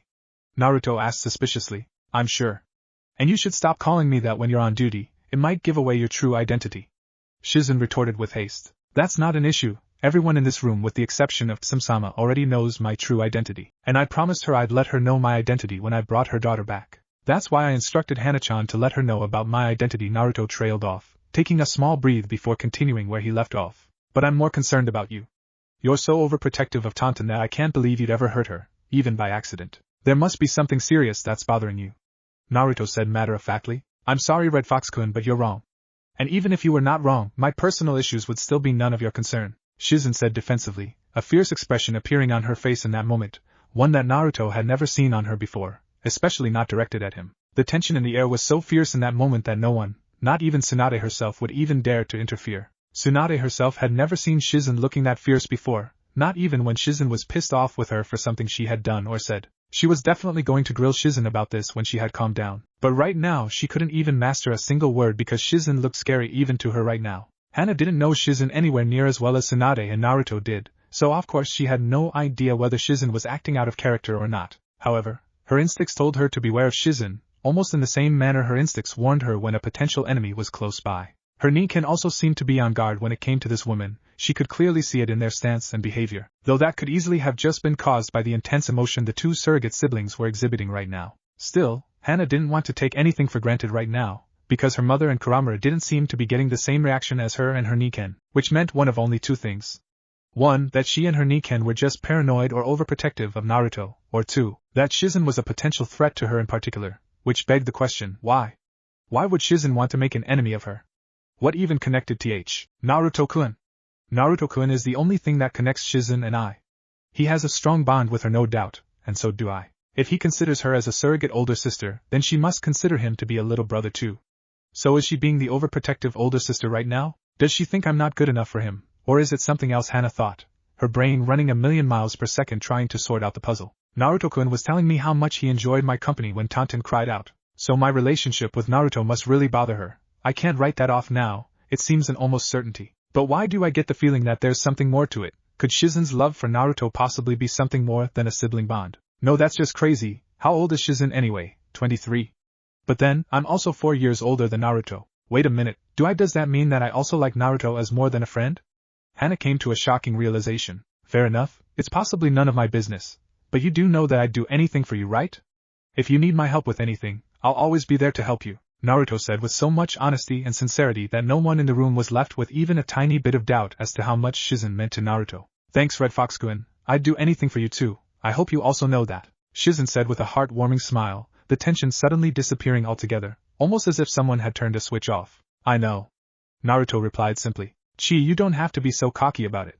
Shizen replied with an adorable pout. At least I got you to smile again. Naruto retorted with a warm smile. Whatever. Just get the hell out of here, you have a mission to complete. Shizen said playfully. Alright. I'll see you guys around, you take care of yourself now Shizen-chan, you too Hana-chan, Godame-sama, Bordaishu, and Sam-sama. Naruto declared, everyone with the exception of Hana saying their farewells to the blonde Uzumaki, Naruto turning around to leave only to be halted on his tracks by a hand on his forearm. Might I have a word with you in private Red Fox-kun, if it's okay with you? Hana asked, her body still facing forward when she stretched her arm to catch the blonde, the effect being that she and Shizen making eye contact with each other, Hana struggling to hold back a smirk as she saw the mixture of distraught and fury in Shizen's eyes. This confirms everything, Shizen-san definitely wants more from Naruto than what she has right now. She wants to be his lover. The problem is that she has known him longer than I have, and is therefore probably more sure of her feelings than I am of mine. I still have to confirm whether this is just a teenage crush or if I have real feelings for him, but if I take too long I might possibly lose my greatest chance of happiness. Hana thought wearily, this is bad. I've never felt such envy for Sakura, but that's because I always knew that she only had eyes for Sasuke, and I knew that Naruto would outgrow his childish crush on her. But this is different. Hana is a grown and mature woman, and unlike Hinata, she doesn't seem to be afraid to get what she wants. If I don't act soon, this woman will steal Naruto-kun from me. But Naruto-kun is still too young, I'll be seen as a molester if I go after him now. I was planning to wait a little longer but it seems like I have no choice but to speed things up. Maybe Naruto-kun and I can have a secret affair until he is old enough? Kyuso. But what if someone catches on? Hana will definitely catch on, she already has, even before anything could happen between us. This is bad, I need to get some kind of dirt on her to prevent her from blackmailing me or even worse, exposing me. Shizen thought frantically. So what did you want to talk about? Naruto asked now that he and Hana were a good distance away from ANBU headquarters. I just wanted to thank you for everything you know, before you leave again, Hana said nervously, a small blush adorning her cheeks as she pondered whether to tell the blonde Uzumaki about her true feelings or not. There's no need to thank me. It was just a mission that I had to complete. If anything, you have Godame-sama's benevolence to be thankful of. She took a big risk by authorizing that mission. Naruto retorted. Then tell me, were the days we spent at the Burning Leaf Resort also just part of your mission? Hana asked with a knowing smile. The days we spent at the resort were part of mission, a very important part of the mission, might I add. Naruto replied, deciding to further elaborate when he saw the confused expression on her face. I was ordered to bring you back alive and healthy, and I was given 10 days to do so. To me, alive and healthy isn't just about your physical state of being, it is also about your mental, emotional, and even spiritual well-being. That's what the resort was all about. Naruto explained with devastating effect, realization, embarrassment, and heartache at the forefront of Hana's current emotional and mental state, ironically negating everything that Naruto had set out to do with the Burning Leaf Resort idea. So you're telling me that you would have done everything in exactly the same manner no matter which Konoha ninja you were sent to save? Hana stuttered, mentally cursing herself for her presumed stupidity in assuming that there was something special brewing between the two of them. Not just Konoha ninjas, it's something I would do for any of my clients. Naruto stuttered, having received a powerful mental slap to the face from within his mindscape. Haku uncharacteristically screaming obscenities at the blonde Uzumaki for his stupidity when it comes to women. You're not acting like your usual self, Haku. Do you like this woman that much? Naruto asked curiously. Yes, I do, and she's absolutely a perfect match for you. But that's not what really makes me angry with you right now. What infuriates me is the fact that I know for a fact that you have feelings for her, yet you're just ruined everything in a matter of seconds. Haku ranted. I've never seen you this angry before. You must really like her just as much as I do. But I believe you're missing the point. Firstly, I just saved her life and entrusted a big secret to her, so there is a strong possibility that a large part of what she feels is just the knight in shining armor syndrome. What's the knight in shining armor syndrome? Haku cut in. It's when a person thinks they are in love with a person simply because that person saved their life. To the victim, the person cannot be anything but perfect because he saved her life, and she mistakes the strong feeling of gratitude for true love. It's a real and existing psychological issue. Naruto explained, much to Haku's shock and astonishment. I can't believe I didn't know about that. Haku trailed off. That's not all. There's also the matter of Akatsuki. Getting a lover right now would make me an easy target, and more importantly, it would put her life in even more danger than I am in from those guys. I don't want something bad to happen to her. Naruto explained. So that's why you're pushing her away?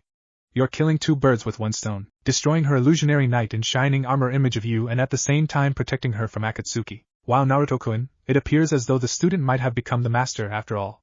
I have a lot to learn from you, it seems. Now you're just exaggerating. Naruto cut in with a mental roll of the eyes. Red Fox Naruto.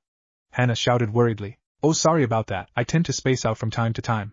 Naruto apologized sincerely. I've noticed that. Is it because of the Kyuubi? Yes. Hana asked with concern. Yes it is, but it's nothing to worry yourself about. It doesn't happen when I'm in any sort of danger, only when the environment is relatively safe. Naruto explained. Do you communicate with it? Hana asked curiously. I'm sorry, I shouldn't have. No, it's okay. Naruto cut in. I do communicate with the Kyuubi, and yes, it speaks human language. But don't tell anyone, not even Jiraiya-sensei knows about that. Naruto replied. I finally understand now.